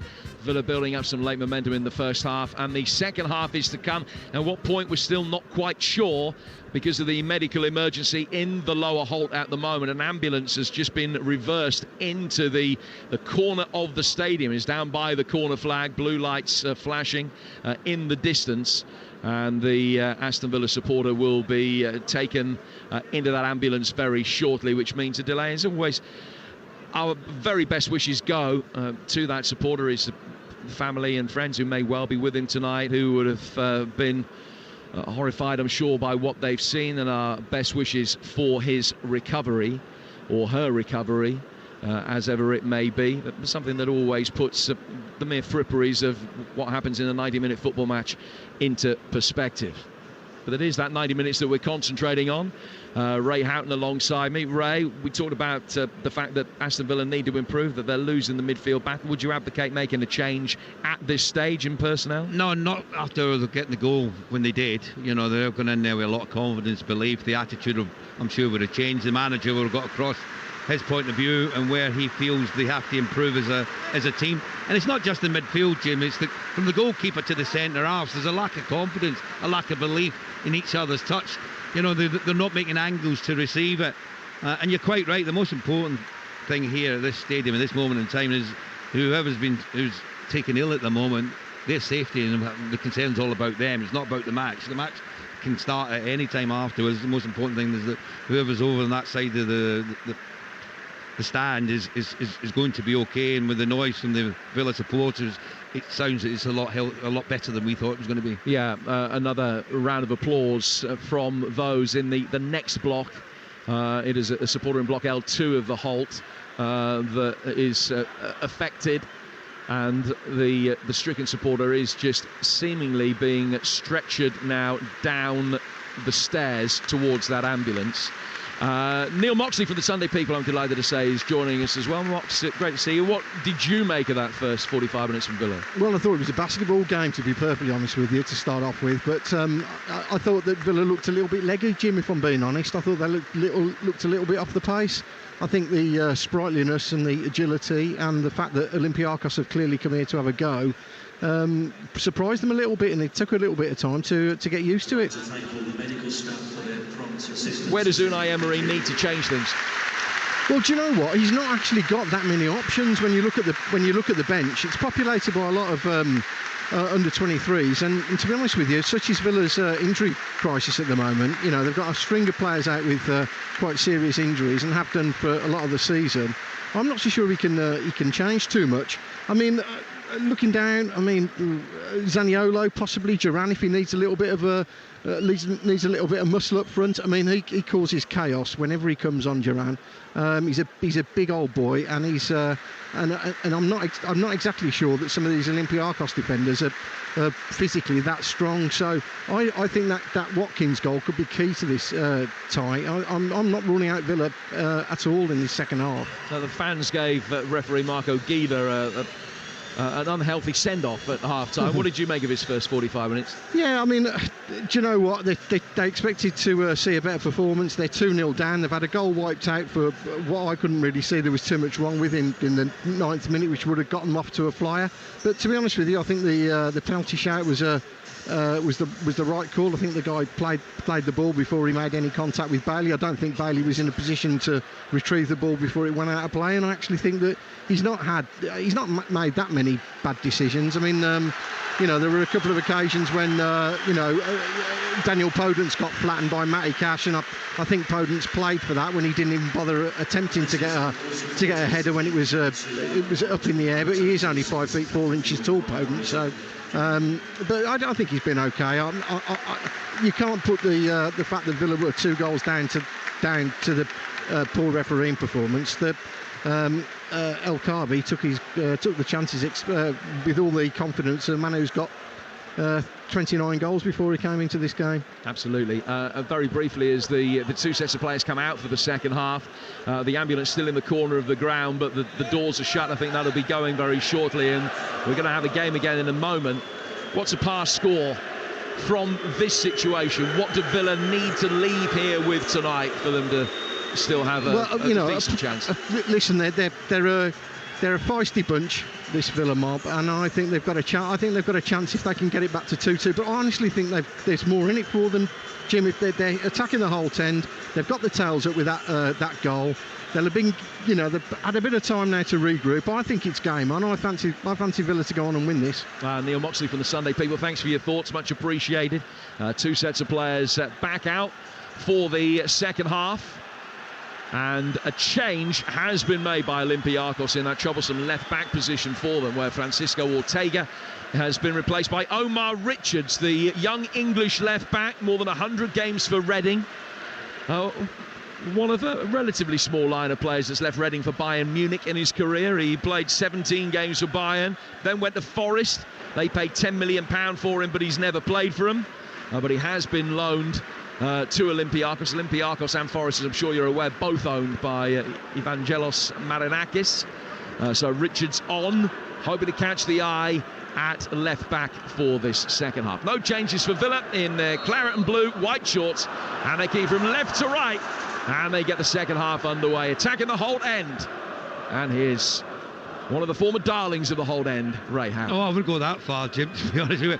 Listen, Richards coming on, Bailey should be trying to get the ball as often as possible just to test him out early on in the second half. The tail should be up from the Villa players getting that late goal in the first half to get them back in the game at 2-1 down at the moment.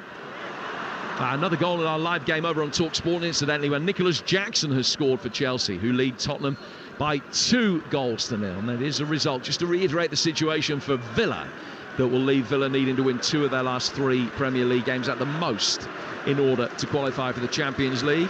The games they got left: Brighton away, Liverpool at home, Palace away. But that's all for the future. In the here and now, Villa have work to do, and Olympiacos are in possession on halfway. The ball is played for by Rodinei, and then Hesse will chip it down the right-hand touchline. Rodney is going to be able to take on the retreating Morgan Rogers, who stood to his task, and Rodney wins a throw right in front of that pocket of Olympiacos supporters, the vociferous pocket over on that far touchline. Throw taken and works short towards Fortunis. Now ball intended to be high inside the penalty area. Hidzdinian goes back out of play for another throw. You look at the starting positions of the Olympiacos players for the second half. Every player's in the Villa half at the moment. That shows you confidence and a belief that they can get another goal in this game. It's all about the quality of the delivery into the box, and El Kaabi's in there. He's just waiting for the right ball to be delivered in, and he's up against Matty Cash. Once again, you've got 2 centre-halves in there, Konza and Longley. Not one of them picking up. They're leaving it to Cash. He's a lot smaller, I'd probably say less physical, and El Kaabi will be relishing that opportunity to be 1v1 against them. So here's Longley working it back for Olsen. Olsen curving a beautiful ball out for Diaby, and now Diaby can open his stride and make his way forward into Olympiacos territory. Ball played back for McGinn to Konsa through the midfield, but Konsa's missed Douglas Luiz from close range. Ball chipped forward, Cash almost won it back. Now Pedensa's got it, and he's inside the Villa penalty area. Claret and blue all around him. He curves the ball inside the box, but behind El Kaabi, and it goes through to Olsen, and Villa survive another nervy moment at the back. I've never seen Konsa look so edgy. I've seen him play numerous times. He's played right back, he's played right side of centre back, he's played in the back three, but tonight he just looks so much off the pace. I don't know if he's just nervous about the occasion, but his passing's not been there, and even when he's receiving it, you can see I don't really want the ball. That's what he looks like. I don't really want the ball. Don't pass it to me. Here's McGinn. Good physicality from the Scot that time. Getting it forward for Diaby. Down the line for him is Bailey. And Bailey will check back inside onto his left foot. Good reverse ball in for Diaby, and good covering coming from the retreating Retsos, who made as though he was going to play the ball and then didn't, and allowed it to run out of play for a goal kick, which will be taken by Salakis. That should give him a lot of confidence. And when the Diaby and Bailey work in tandem as a pair over that right-hand side, they've got good pace about them, good movement. Just the final ball from Bailey, just a little bit too much on it, which took it out for a goal kick, but encouragement for Aston Villa. 3.5 minutes gone in the second half. Villa 1, Olympiacos 2. Villa's last major European semi-final, coming against Anderlecht back in 1982. A 1-0 win here, a 0-0 draw in Belgium. And this is their first European campaign all told for 13 years, Aston Villa. But such has been Unai Emery's fantastic record in the Europa League in particular, in continental competition. Villa have been able to justify their position at the head of the betting market. They were very warm favourites to win this tonight, but they're going to have to do it the hard way, having been 2 down inside half an hour. They've got one back. Here's McGinn. Douglas Luiz played forward through the midfield of the retreating Rodgers. Controls it on his chest. Lovely pirouette from him. Gets away from Iborra, who was a big influence in the early stages, but not so much since. Now worked by Diaby out towards Bailey. Left-footed cross-come shot in from him. Hits the nearest defender and loops high up in the air off Richards. Villa with it back. Cash from McGinn. He's 20 yards outside the penalty area. Back for Matty Cash again. Right-hand side of the box. Stands it up towards the far post. It's headed away. McGinn trying to come onto it, arriving late. Left-footed effort was blocked. Douglas Luiz back for Konsa. Home crowd liking this. It's more purposeful. There's more accuracy about the close-range passing from Aston Villa. A bit more potent as well. Cash. Good 1-2 between him and Bailey. Back out towards Cash. They are trying to expose young Richards, the left back, who's come on. High ball in from Cash, intended for Watkins, but headed away by Retsos before it got there. Now down for Cash again. Cash, good reverse ball inside the area. Diaby gets to the byline as he won a corner. Another deflection, doesn't go out of play. Villa recycling it with Watkins, coming out into a wide position. And he's found Bailey. Good intent about this attack. They're turning the screw nicely. Yeah, certainly are, Jim, and there's a lot more confidence about Aston Villa's play. Last few minutes has been really positive from their point of view. What they're also doing is Cash has got forward more in the second half than he did in the first. He's really pushing forward on this right-hand side. He's working well with Bailey. He's made a really good run in bit behind Podence. He got caught ball watching, and I've just seen the ball of his midfield player just saying to him, you've got to get on the cover. You've got to make sure you get your positional play right. You have to have an eye on where the ball is and where the runner is. Cash done really well to get in behind him. You're listening to Villa 1, Olympiacos 2 in the Europa Conference League. It's live on Talksport 2 with Village Hotels. Visit villagehotels.com. Now we're 6 minutes into the second period. Here's Clement Longley bringing the ball forward. A high left-footed skied pass, inch perfect for Bailey. Bailey through the penalty area. Diaby pulling it back! And from a seemingly implausible angle, he makes it 2-2. Aston Villa back in the game with 2 goals in 7 minutes, either side of half-time. Boy, they needed that. Great play by Longley. Inch perfect ball for Bailey. First time pass for Diaby. And the shot from a tight angle embarrasses Salakis. And it's Villa 2, Olympiacos 2. Yeah, I think they've targeted young Richards and he's come on. Lovely crossfield ball from Longley to pick out Bailey. And a lovely slide reel pass down the line for Diaby. I mean, he shouldn't score from there. I think the goalkeeper's anticipating he was going to be a cross. But he's been caught out at the near post, Salakis. He'll be disappointed with that, but well, the Villa fans, the Villa players, they're overjoyed from 2-0 down. They've got it back on level terms. Well, he played in the Europa League semi-final last season, Moussa Diaby, and he's just made a big impact in the Conference League semi-final this time around. 2 apiece. Now, there's only one side that have built up the head of steam. They deserve. That's been an excellent start of the second half. Poor ball forward here from Cash. He's swift to acknowledge it, raising the right hand. It's Richards that can bring it away. Douglas Luiz chasing after Heze. The Argentinian beats the Brazilian and will play out from the back for Olympiacos. Down towards Richards. He goes back for his centre-half, Carmo. But Olympiacos taking their turn to look rattled with the concession of 2 quick goals, which happened to Villa in the first half. But here's El Kaabi on a hat-trick, making his way forward, trying to get the better of Longley, who has run that out of play, thinking that it's going to be a goal kick. But the assistant referee, Giorgio Peretti, over on the far touchline, has given a corner. Yeah, it was the assistant that awarded it. And the referee was looking for something from the assistant referee as far as what the decision was going to be, and he pointed straight to the corner. And this is an opportunity for them to deliver the ball into the box. Fortunis going over there to take the corner with his right foot. Plenty of height in this Olympiacos side. Oh! Now there's coming together off the ball before the corner is fired in. Iborra ends up on the deck. That was McGinn. And McGinn is told behave himself. McGinn then tells the referee that Iborra dived.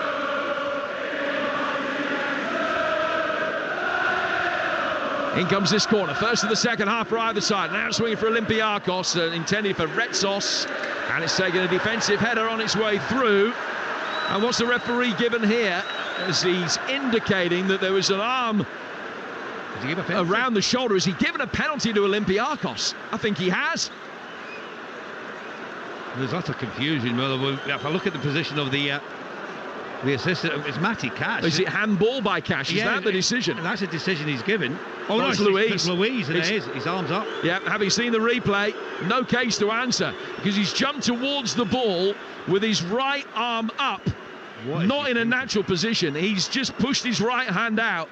The header has hit that hand, and Olympiacos, only 3 minutes after Aston Villa had got themselves back in the game, now have the chance to restore their advantage. Douglas Luiz has not had his best night in the claret and blue, and he's conceded a penalty. It will be taken by El Kaabi, who's on a hat-trick.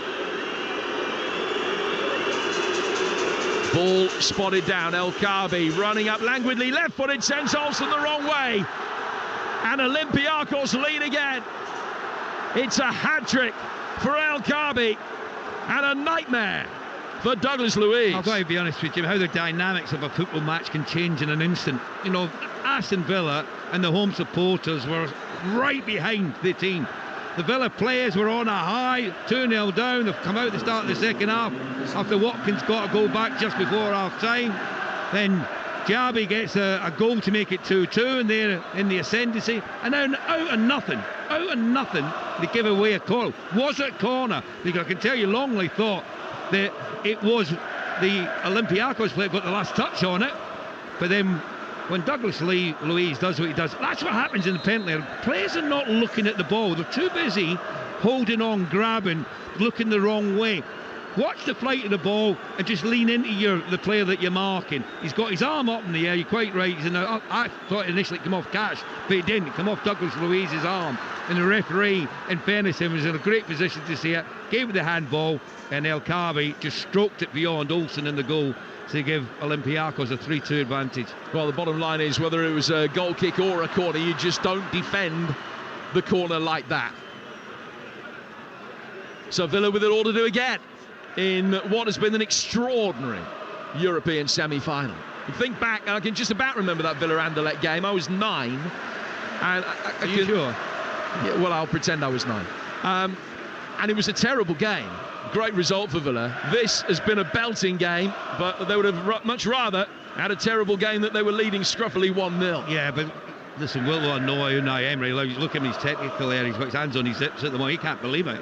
You know, 2-1 half-time, his team talk would have been positive. We've got to start quick, we've got to get after the opposition. They've done exactly that. They've got a well-worked goal with Longley's long crossfield ball to Bailey. Great control, lovely little ball threaded through for Diaby's run. Maybe a little bit fortuitous with his strike, beat the goalkeeper. Salakis at the near post, but they got back on level terms, and you thought they were going to go on and win it. They've got it with Watkins here inside the penalty area, and he just tried to put it on a play for Jabi. Sliding challenge, steers it away. Aston Villa have a corner as they look for another equaliser. Rich has done brilliantly there, because behind him was Bailey as well.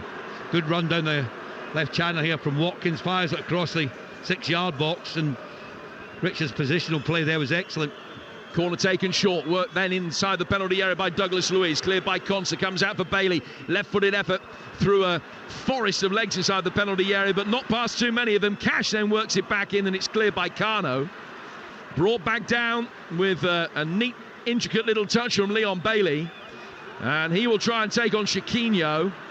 But a combination of the Brazilian and Richards able to win it back for Olympiacos, and now for Tunis on this near touchline, the left for a moment, has done well to work it back and find Iborra, and the former Leicester man will be able to get Olympiacos going again. Now it goes out towards the far touchline, the right-hand side. Rodinei along the halfway line for Tunis. Back out towards the Brazilian full-back, sliding challenge comes in from Digne. The second one was even better. He pokes it up the left-hand touchline and wins a throw. See, the fans love still a block tackle, don't they? Players fully committed to go and win the ball. At the moment, Olympiacos players and supporters can't believe what's just happened. You know, they were probably feeling the worst when Villa got it back on level terms. But then out of nowhere, Douglas Luiz does what he did, giving away the penalty kick. And I've got to say, we've talked about El Kaabi and his influence in this game, that trick. And he's been absolutely outstanding. He's led the line so well. Cash on halfway. He's played it back towards Conser. Conser goes back for his goalkeeper, Robin Olsen. We've played an hour.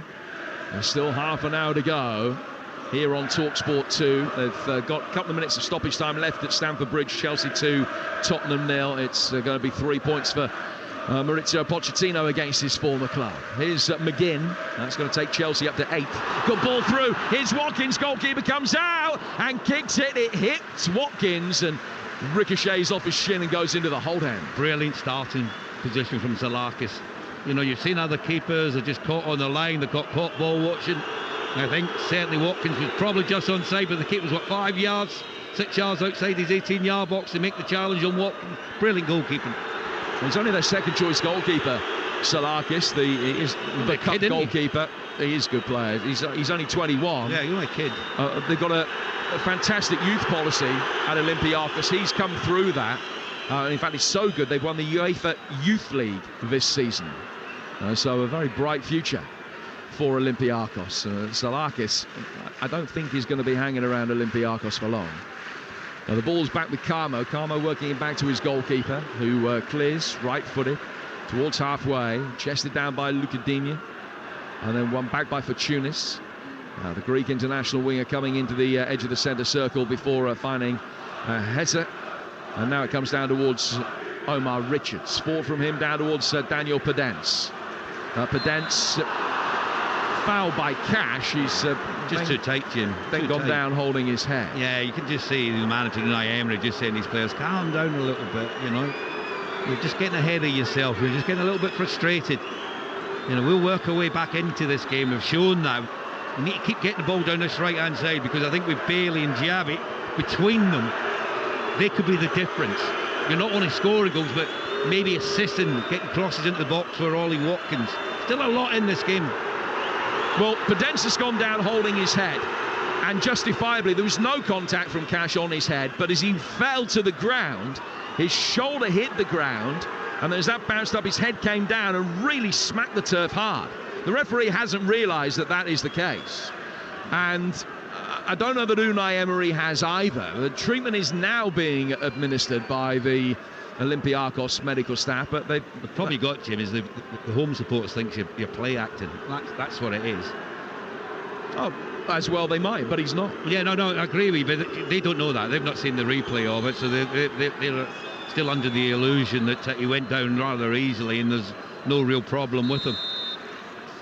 Oh, he's back on his feet. He's been led off the field. Chelsea have won that game by 2-0, and Villa are 6 points away from Champions League football, a maximum of 6 points away from Champions League football, but they want a Conference League before they get there. El Kaabi offside flag up really late from Giorgio Peretti, but I think correctly. Yeah, well, what happens there, I don't mind that, because what they've done, he's unsure, and then obviously confirmations come through to him that El Kaabi is in an offside position, and then he flags. The opposite side of the field, the nearest to us, that assistant been flagging all the time, and more often than not getting it wrong. Longlay's got the ball at the back for Villa, down towards Konsa. He'll find Cash. He played 63 minutes here on Talksport 2. John McGinn in possession, working it to his left-hand side for Douglas Luiz. McGinn will then turn it forward beautifully through the midfield. Rogers, Watkins making a good run ahead of him. It's gone the other way, though, towards Bailey. Jarby, the scorer of the second Villa goal, back for Bailey again. Bailey onto his left foot on the edge of the D, finding Douglas Luiz. Villa stringing the passes together with ease now in a good position. It's Rogers, and it's into the side netting. Just couldn't get his foot around it there, Rogers. A good movement, though, from the Aston Villa players. Have worked it from one side of the pitch to the other. Once again, it's Bailey, Giabi combination that's posing problems. Good run from Rogers, found by Giabi, and then he tried to just wrap his foot around it. He put the ball across the face of the goal, just couldn't get enough on it, and it went behind for a goal kick. And he's still waiting for his first ever goal in European football, Morgan Rogers. Clearance him away to our right-hand side by Salakis. One by Longley. Konsa working it back for Olsen, who's taken a touch and then a second. Falling towards McGinn. McGinn turning in the midfield. They play through the press well this time. Jabi taking it down the right flank, slipping it down towards Ollie Watkins. Watkins inside the penalty area. And then Retsos stopped the ball from Bailey finding Ollie Watkins. It'll be hammered long upfield. Longley's able to sweep up, and Villa will be able to get the ball under control again at the back. It's Villa 2, Olympiacos 3. We played 20 minutes in the second half. Yeah, that's where Bailey occasionally lets himself down, just overindulges in possession of the ball, try to do a little bit too much. He'll chase this one, and his right-footed touch kept it in play, and he's been colliding with Richards and fouled him, and it's a free kick. Well, it didn't look like there was an awful lot in that challenge. Richards was waiting for contact so he could go to ground. Now the other game between these, the other game, should I say, in the Conference League, Fiorentina 2, Bruges 2, and Rafael Onyedika was sent off for Bruges. 2 minutes later, they scored with Igor Thiago, making it 2-2. So 2-2 in Italy, 3-2 to Olympiacos here in Birmingham against Aston Villa. The final of this competition, incidentally, will be live on Talksport. May the 29th, the date in Athens. And it will be Villa or Olympiacos against Fiorentina or Bruges. We'll have all of the European finals for you. And don't forget, we've got all of the playoff games coming up, starting tomorrow night. And they're all coming here on the Talksport network, here on Talksport 2 and on Talksport as well. The ball is over on the Olympiacos right-hand side. They work it back through the midfield for Vicente Iborra. Heze. Now down towards the left for Daniel Podence. Podence coming in off the left flank, running at Cash. That's been one of the key battles in this game. Podence playing it back now towards Heze. Heze trying his luck. Oh, he's taking a deflection, and it's gone in. Olsen diving away to his right-hand side, couldn't get a hand to it, and Heze makes it 4-2. They were 2 up. It went back to 2-2, but now Olympiacos have scored 2 more. Aston Villa falling apart defensively. And midway through the second half, their mountain to climb has got bigger. Villa 2, Olympiacos 4. Heze with the effort that hit Konsa and wrong-footed Olsen. Well, football can be a very cruel game, as we've just seen there. I mean, Villa should have got closer. Podence comes in from that left-hand side, plays a little ball into Heze. No one's really closing them down.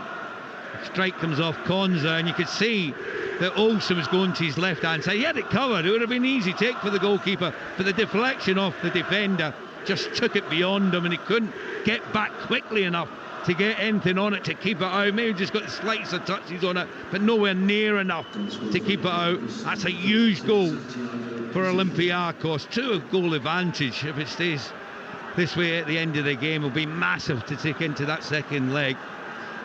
It is his first goal of the season. In fact, his first for the club. And the deflection off Konsa, all important. And Villa Park largely silenced now. It is just the Olympiacos supporters that you can hear. 2 goals in a 7-minute spell, getting Villa back into it to an 11-minute spell, restoring Olympiacos' advantage. Pedence trying to roll it through. Cash gets it away. Here's John McGinn. McGinn played forward towards Giabi. Giabi now towards the edge of the penalty area. Taken on well by Watkins. Shoved back by Rogers. Rogers on the edge of the penalty area. Giabi's got it again. Bailey is outside him. Cash also in support. Rogers trying a deft little nutmeg of the nearest defender to squeeze the ball through. Comes back out for Douglas Luiz. Here's McGinn. Down towards Cash. And Cash working it out towards the right-hand side of the penalty area for Giabi. Villa 4-2 down at home. Cash. Back for McGinn. And McGinn in the inside right channel for Aston Villa. Can't go forward. The work off the ball by Olympiacos has been excellent. Really diligent. Very well regimented. And Jose Mendilibar, the coach, clearly getting a tune out of them defensively that some of his predecessors hasn't. He's the 3rd coach they've had this season. Sacked Diego Martinez back in December. And then the former Sheffield Wednesday and Swansea boss Carlos Carvajal lasted only 11 games. Mendilibar appointed in February. Now the man that won the Europa League with Sevilla last season has seen his side take not an unassailable lead in this tie, but certainly put themselves into a really good position ahead of the first leg on home soil. They're going to make another change though. Pedence is going to come off and he's going to be replaced by Andre Horta, who's a defensive-minded midfielder. So a winger coming off and a number 6 coming on. Yeah, simple tactics now, and that's to protect the 2-goal advantage that they've got. I said earlier, Jim, there's game-changing moments, and that was the handball by Douglas Luiz. You know, Villa were so much on top at that stage, got it back to 2-2, looked threatening, the home support were behind the side, the players were confident, there's real belief about them, and then that handball, 3-2 down, and the passing hasn't been quite as good, giving the ball away, and there, a bit of misfortune. Good fortune for Olympiacos with the deflection of Konsa. Probably sums up his game tonight. He's been right off the pace of the game. It's the Olympiacos fans who can hear. They're the ones that make the noise in the stadium. The Villa fans now, very quiet. And this is where the players need them now. They need them now. At moments like this, when you're down, you know you're up against it. This is where you need the home support to be loud and get behind you. Long leg. Dealing with El Kaabi. Getting the ball back for Olsen, out towards Konsa.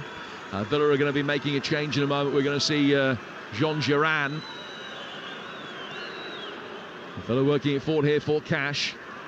Slipped through the midfield brilliantly. Giabi, that's nice. Rogers out towards Watkins. The angle's tight, left-hand side of the area. Thinks better of a shot, maybe wisely. Still got support inside the penalty area. Then when he does go for goal, Salakis can make an easy save at the near post. Yeah, it's unlike Watkins, and his touch just taken to an acute angle. But there he could have just laid it back to Digne, you know, the left full-back, and then he could have crossed it. And he's as if I don't want to play it to you. I'm going to try and do something on my own, and that wasn't the right option. Villa win it back, a clearance which hits a man in claret and blue. It slipped in towards Giabi inside the area. It's a brilliant sliding challenge from Carmo to win it back. And they'll get it out for Andre Horta. Do you know what, though? I thought Giabi there should have just got his foot to it and moved the ball. And I think Carmo's committed to go and make the challenge. Probably give away a penalty there. But Giabi just didn't go for it. You know, he was a bit reluctant to go onto the ball first. Bayer Leverkusen 2 up at Roma, Marseille 1, Atalanta 1. Those are the latest scores in the Europa League. Fiorentina 2, 10-man Bruges 2 in the other Conference League semi-final. This one sees Villa trail 4-2 in a game that they went 2-0 down, got it back to 2-2, and now trail 4-2. Here's Giabi. Girard will be on in a moment. Giabi will try and take it on, and Carmo again gobbled up the yards against the quickest man on the Villa team to be able to win it and put it out of play for a throw. I'll tell you, Carmo's quick though, isn't he? He covered the ground really well there.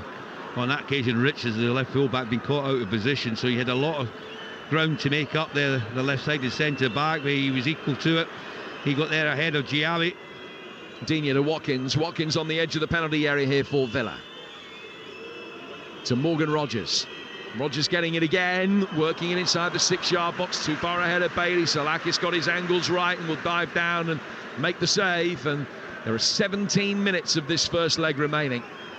Villa scored right at the end of the first half. They need 2 near the end of the second here. Well, you've got Watkins outside the box there. You've got the ball being delivered in.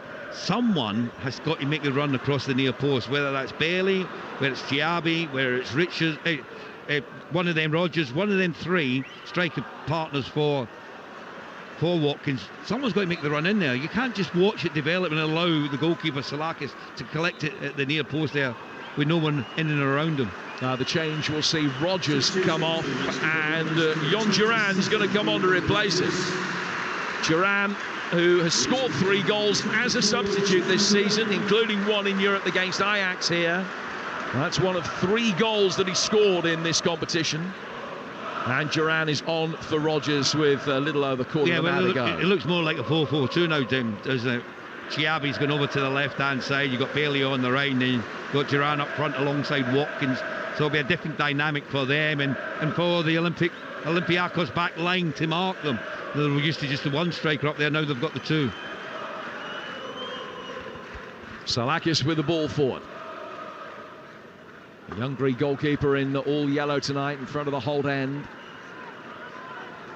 And his long ball forward is headed out of play for a throw which will be taken over on the Aston Villa right-hand side. More live football for you tomorrow on the Talksport network.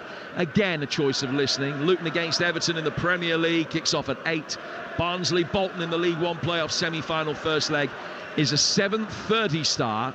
The Barnsley-Bolton game is here on Talksport 2. Luton-Everton over on Talksport. And then Saturday, Arsenal-Bournemouth is game day exclusive, and that's a 12:30 start. 11 o'clock the build-up on game day exclusive. Reshmin Chowdhury ahead of the game with Sam Matterface and Stuart Pearce. Ipswich hoping for the point that they need to reach the Premier League. They take on Huddersfield. It's a 12:30 kickoff on Talksport 2 Saturday lunchtime. Here's Longley bringing the ball forward for the Villa as we go into the final 15 minutes. Towards Digne, Diaby. He can't turn. It's knocked away by Iborra. His ball back towards the edge of his own penalty area wasn't the best, and just piqued the interest of the Villa forwards, but it's cleared and goes out of play for a throw that will be taken by Longley over on the far touchline for the Villa, and he'll find Konsa and he'll bring it forward again. Well, can they create one chance in the last 15 minutes again? Even if they go into that second leg 4-3, there'll still be options for them. Now, their away record in Europe this season, 2-2-2 through their 6 games on the road, as Watkins is flagged offside.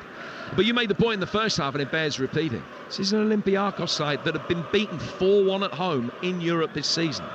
So I think they're a much improved team now, though, and they're a lot more confident. You said about the record recently, Jim. They're 5 points off top spot in the Greek lead with a game in hand.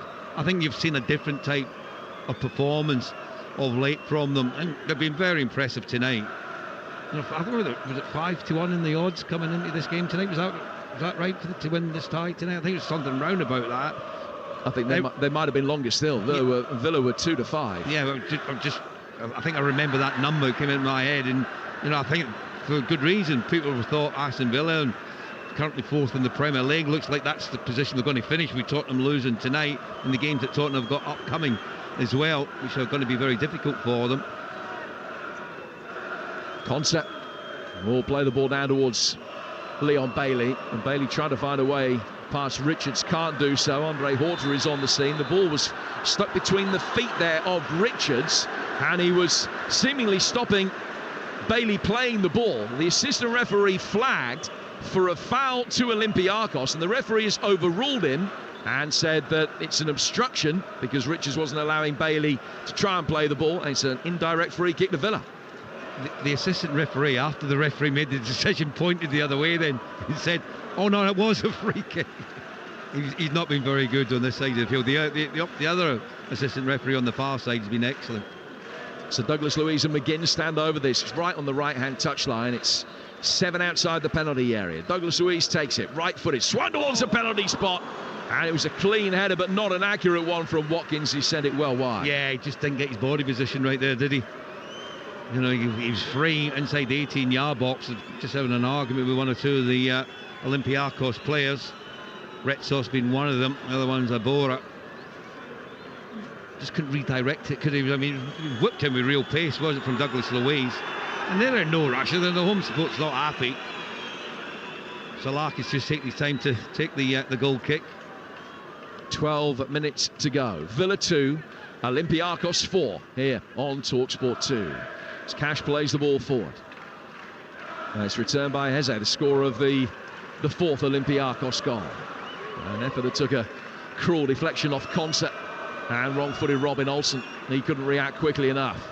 Javi with a lovely touch, played out towards the left-hand side for Digne, rolled back down the line for Javi. Digne, though, had to retrace his steps very quickly. He's lost his balance and he's lost his position. And Olympiacos working inside the area, and Conce was there to sweep up before El Kaabi could tap it in for his fourth and Olympiacos' fifth. Comes back outside the area for Fortunis. Now down towards the fullback, Rodnier. And he'll take a touch, drop the shoulder, gets to the byline. Longley heads it away, it's out for a corner. I'll tell you what, Conze had done really well there, because that was a difficult ball to defend, because it just whipped in front of him. It skidded off the turf, and he was on his weaker left foot, and he done really well to get some purchase on it to take it away, because El Kaabi was coming in at the back post. All credit to Olympiacos. They're 4-2 up. You think they would just sit back and say, come on in, what have you got you offer? We'll try and hit you on the counter-attack. They're still going forward in numbers. Been really impressed with them. As the game's gone on, Fortunis over that right-hand side, technically, he's an excellent player. 11 to go. In comes the corner. An away swinger. The Douglas Luiz is headed away. Back outside the area. Oh, what a shot. It's well saved by Olsen. Chiquinho met it absolutely beautifully. 25 yards out. A low volley that he kept under control, and Olsen dived away, having seen it late, to make the save. That's kept Villa in the tie. That went in. It would have been all over. I'll tell you what, technically, that is so difficult to strike a ball like that. It just bounces up in front of you, because normally you balloon it over the bar or wide of the target. But he kept it down and made Olsen make the save there. Terrific strike. Looks like Villa are going to make another substitution here. Ezri Konsa playing the ball down the line. It's going to be chased by Bailey. Richards slides in, puts it out of play. It's a throw to be taken by Villa down by the corner flag. 10 minutes to go. Zaniolo, I think, is going to be coming on. I don't think he's going to be the only one coming on for Aston Villa. Might be Kellyman. Can't quite see from here. Throw to be taken by Cash. In the final 10 minutes of this first leg on Talksport 2. Villa 4-2 down. Long throw inside the area. Big appeals for handball. Referee says no. Then another player goes down and he's given a penalty this time. I'm not sure exactly where we went on. There was a handball, and then I think there was a challenge that came in from Carmo. Duran was in there, all sorts going on inside that 18-yard box, and I think they're trying to intimate the Olympiacos players that there was a dive. Well, Duran was there, and he's just trying to get past Carmo, survived the handball shout, and as he tried to clear it left-footed, it bounced behind him, and Duran was in. I'll tell you something, if the referee thinks that that is a foul, then Carmo's made no attempt whatsoever to play the ball. It could be a red card. Well, it's a penalty, that's for sure, what's been given so far, and it's a lifeline for Aston Villa. Douglas Luiz has scored all 5 penalties that he's had in all competitions this season. Bailey missed in the shootout in Lille, but that's the only spot kick that Aston Villa have missed throughout the entire campaign. This is massive for Aston Villa. He looks calm, he looks ready. Douglas Luiz, he looks focused. Can he beat Salakis? He done well in the penalty shootout, didn't he, against Fenerbahce? Yeah, he saved 3 in that. A yellow card shown by the referee on the edge of the penalty area, potentially to Iborra. We'll confirm that for you in a moment. And Douglas Luiz still stands with the ball at his feet on the spot. There's so much wrestling going on the edge of the penalty area between McGinn and Retsos. They're both trying to steal a march so that they can follow up And Diaby is now getting shoved into the D. And of course, all the time that this gamesmanship's going on the edge of the penalty area, Douglas Luiz has got it all going through his mind as to what might happen. This is a massive moment. Douglas Luiz stands motionless on the edge of the penalty area. It's Douglas Luiz against Salakis. The halt gathers its breath. Douglas Luiz running up, little stuttering run, right footed, he's put it wide! He's put it wide of the right-hand post! I can't believe it, Jim, he's missed the target completely. And missed it by some distance as well. He ran up, he hit it right-footed. The goalkeeper went the right way, and he's put it a couple of feet wide. And having handed Olympiacos a penalty at one end, he's been unable to hand Villa a lifeline at the other. I think it's come off the outside of the post. The strike there from Douglas Luiz. I mean, he took his time. I thought he looked coolness personified. Looked the coolest man in Villa Park when he's waited to take the penalty. As he went up to take it, it was a stuttering run. The goalkeeper guessed the right way. And he's hit the outside of the post. And that is a huge moment in this game. And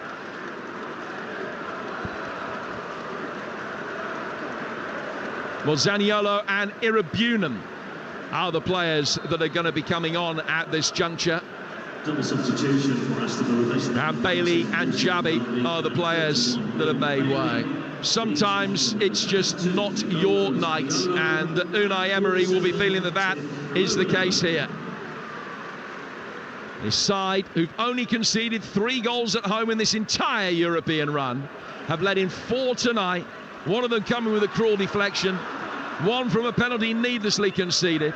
They've had a goal ruled out that I think all the Aston Villa fans thought was a soft decision. The penalty came from a corner that possibly should have been a goal kick, and then they've missed a penalty at the other end.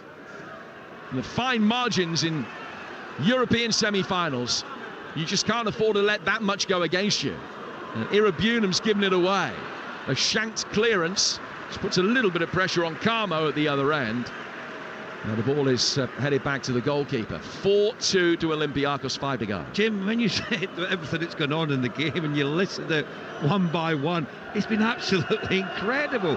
The decisions that's gone one way or the other. It'll be both managers, I think, after the game will be, maybe saying that 1 or 2 of them should have went in their favour. Credit Olympiacos, whose fans have got the scarves up at the moment. They're delighted with the performance from their team. But that penalty miss is absolutely huge, not just tonight but over the course of the 2 matches. What that could have done at 4-3. And now Villa have given it away to El Kaabi.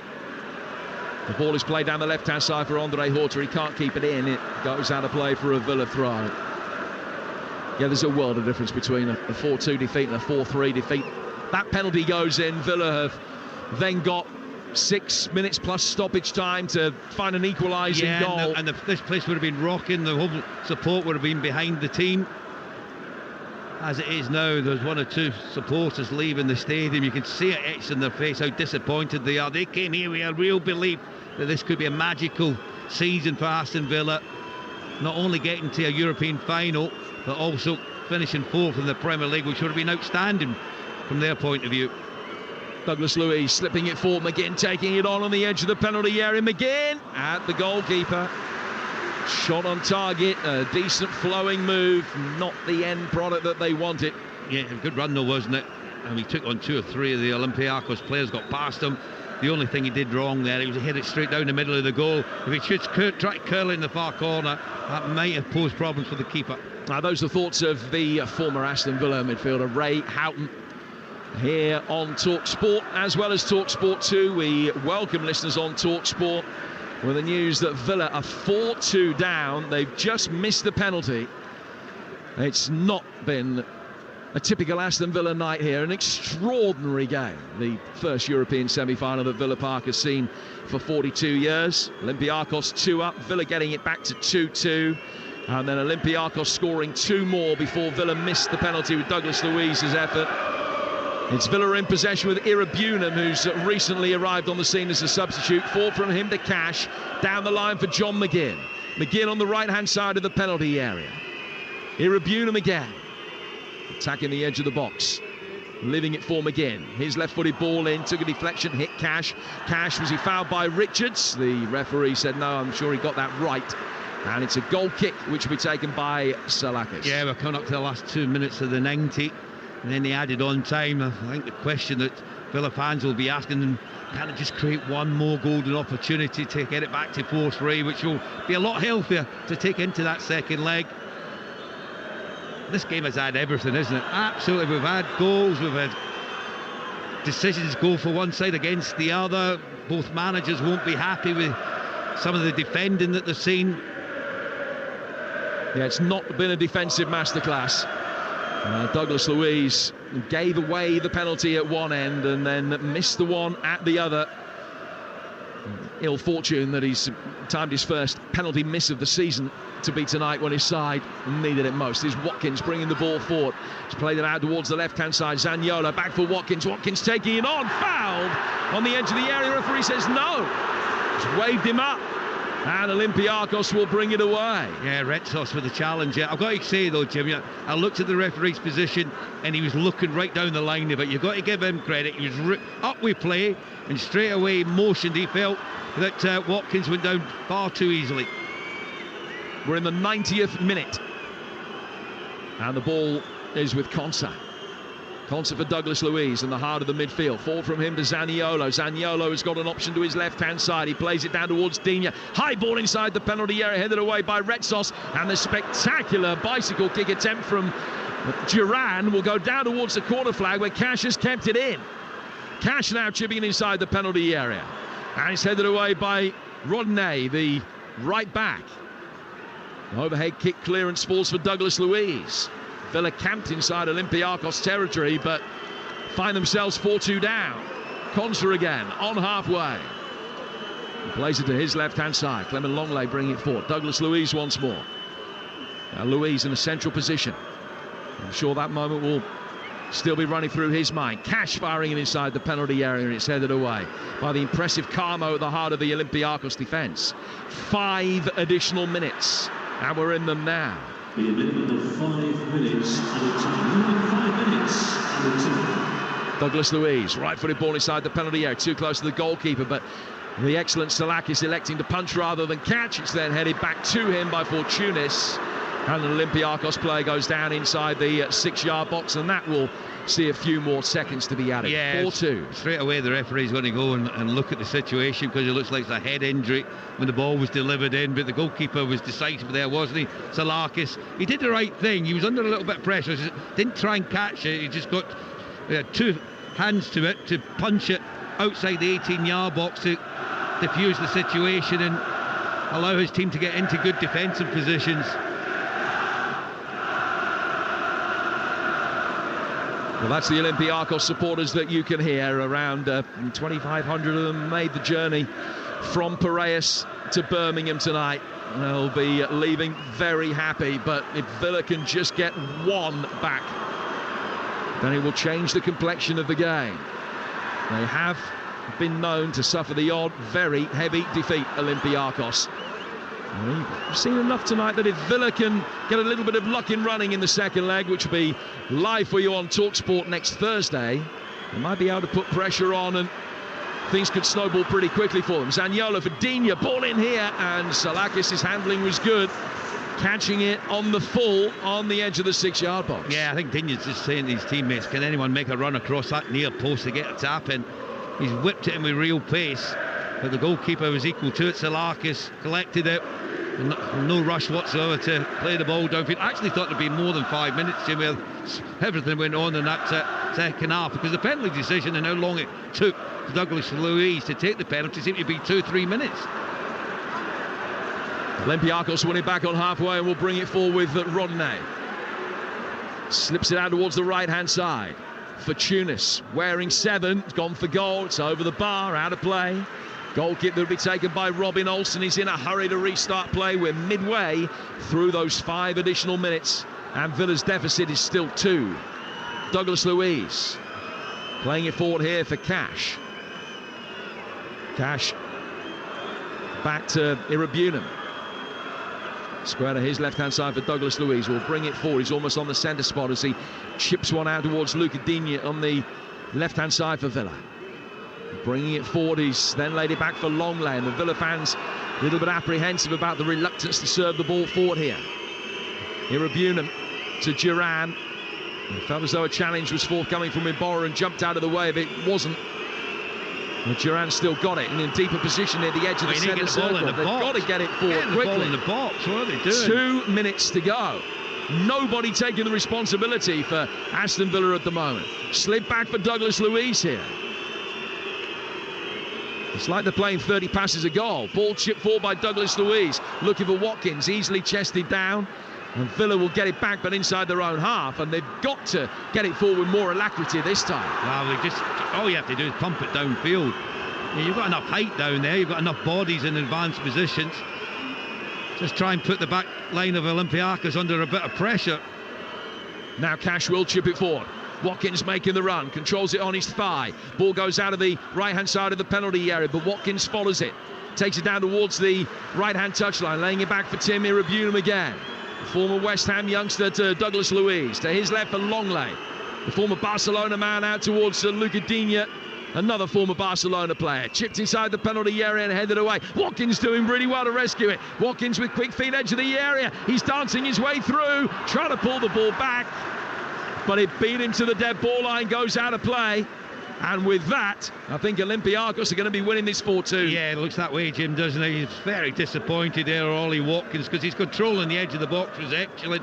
He drove at the back line of Olympiacos, but overindulged, took too many touches. He had other options he could have played the ball to, and he just run the ball out of play, and in his frustration, just kicked the ball against the hole, and he knew he should have done better from that position.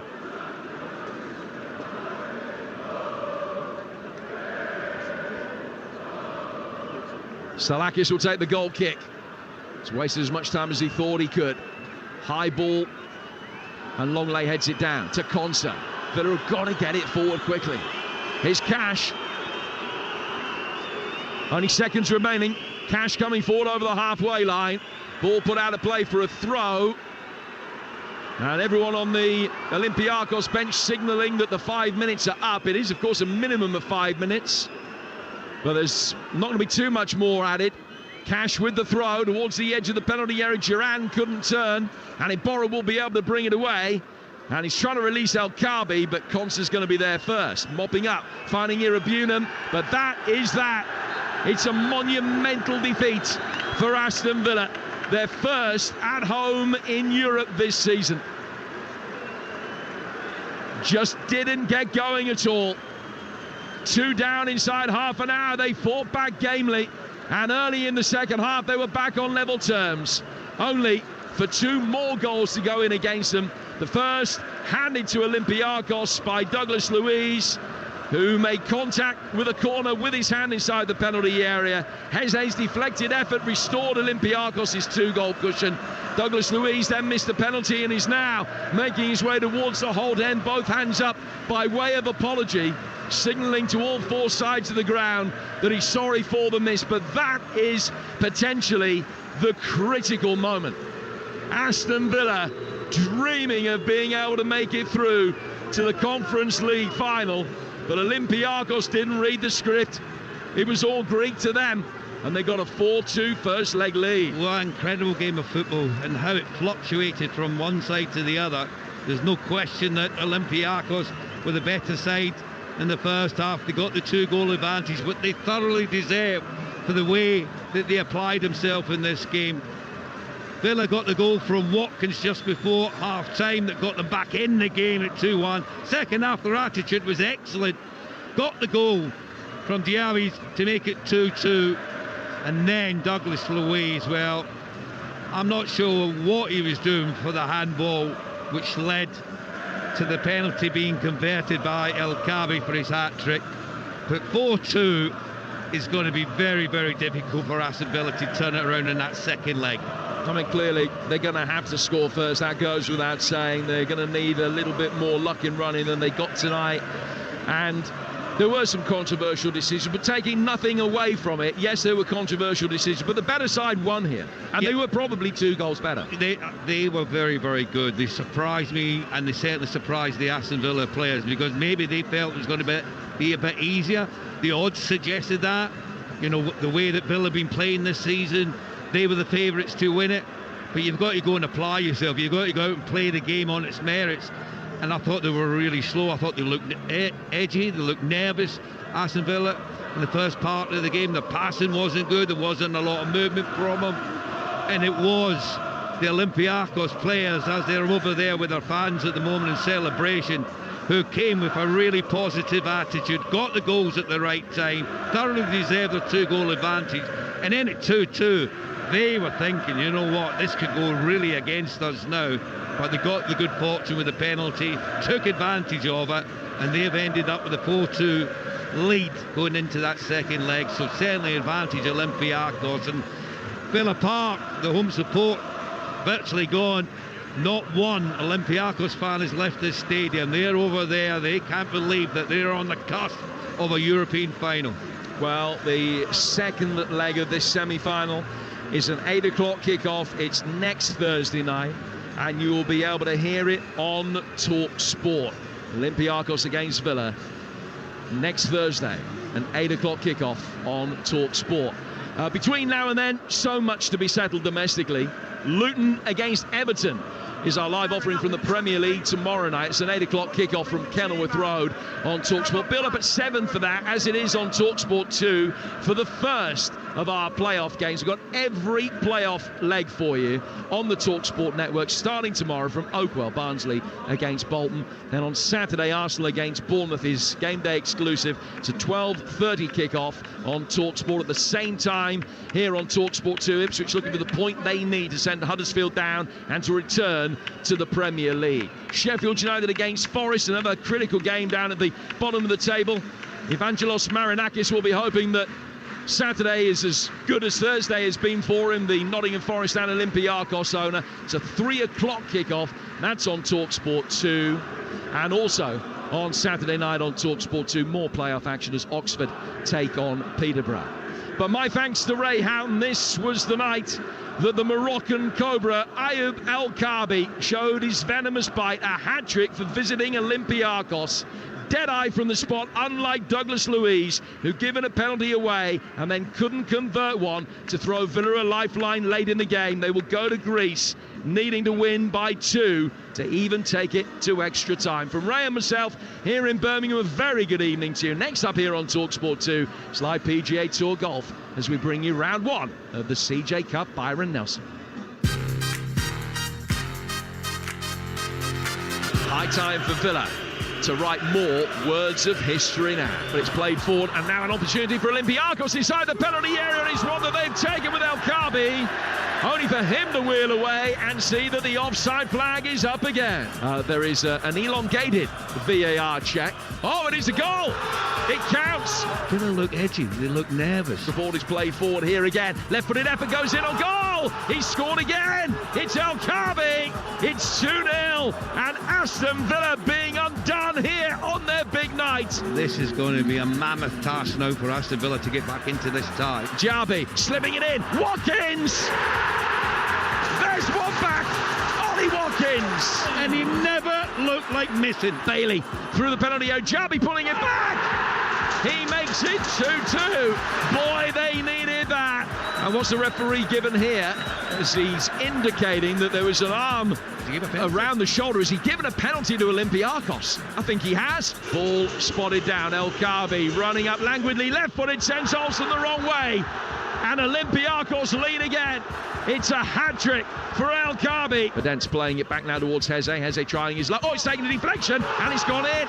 And Heze makes it 4-2. That's a huge goal for Olympiacos. Long throw inside the area. Big appeals for handball. Referee says no. Then another player goes down, and he's given a penalty this time. This is a massive moment. Douglas Luiz running up. Little stuttering run. Right footed. He's put it wide. But that is that. It's a monumental defeat for Aston Villa. Their first at home in Europe this season.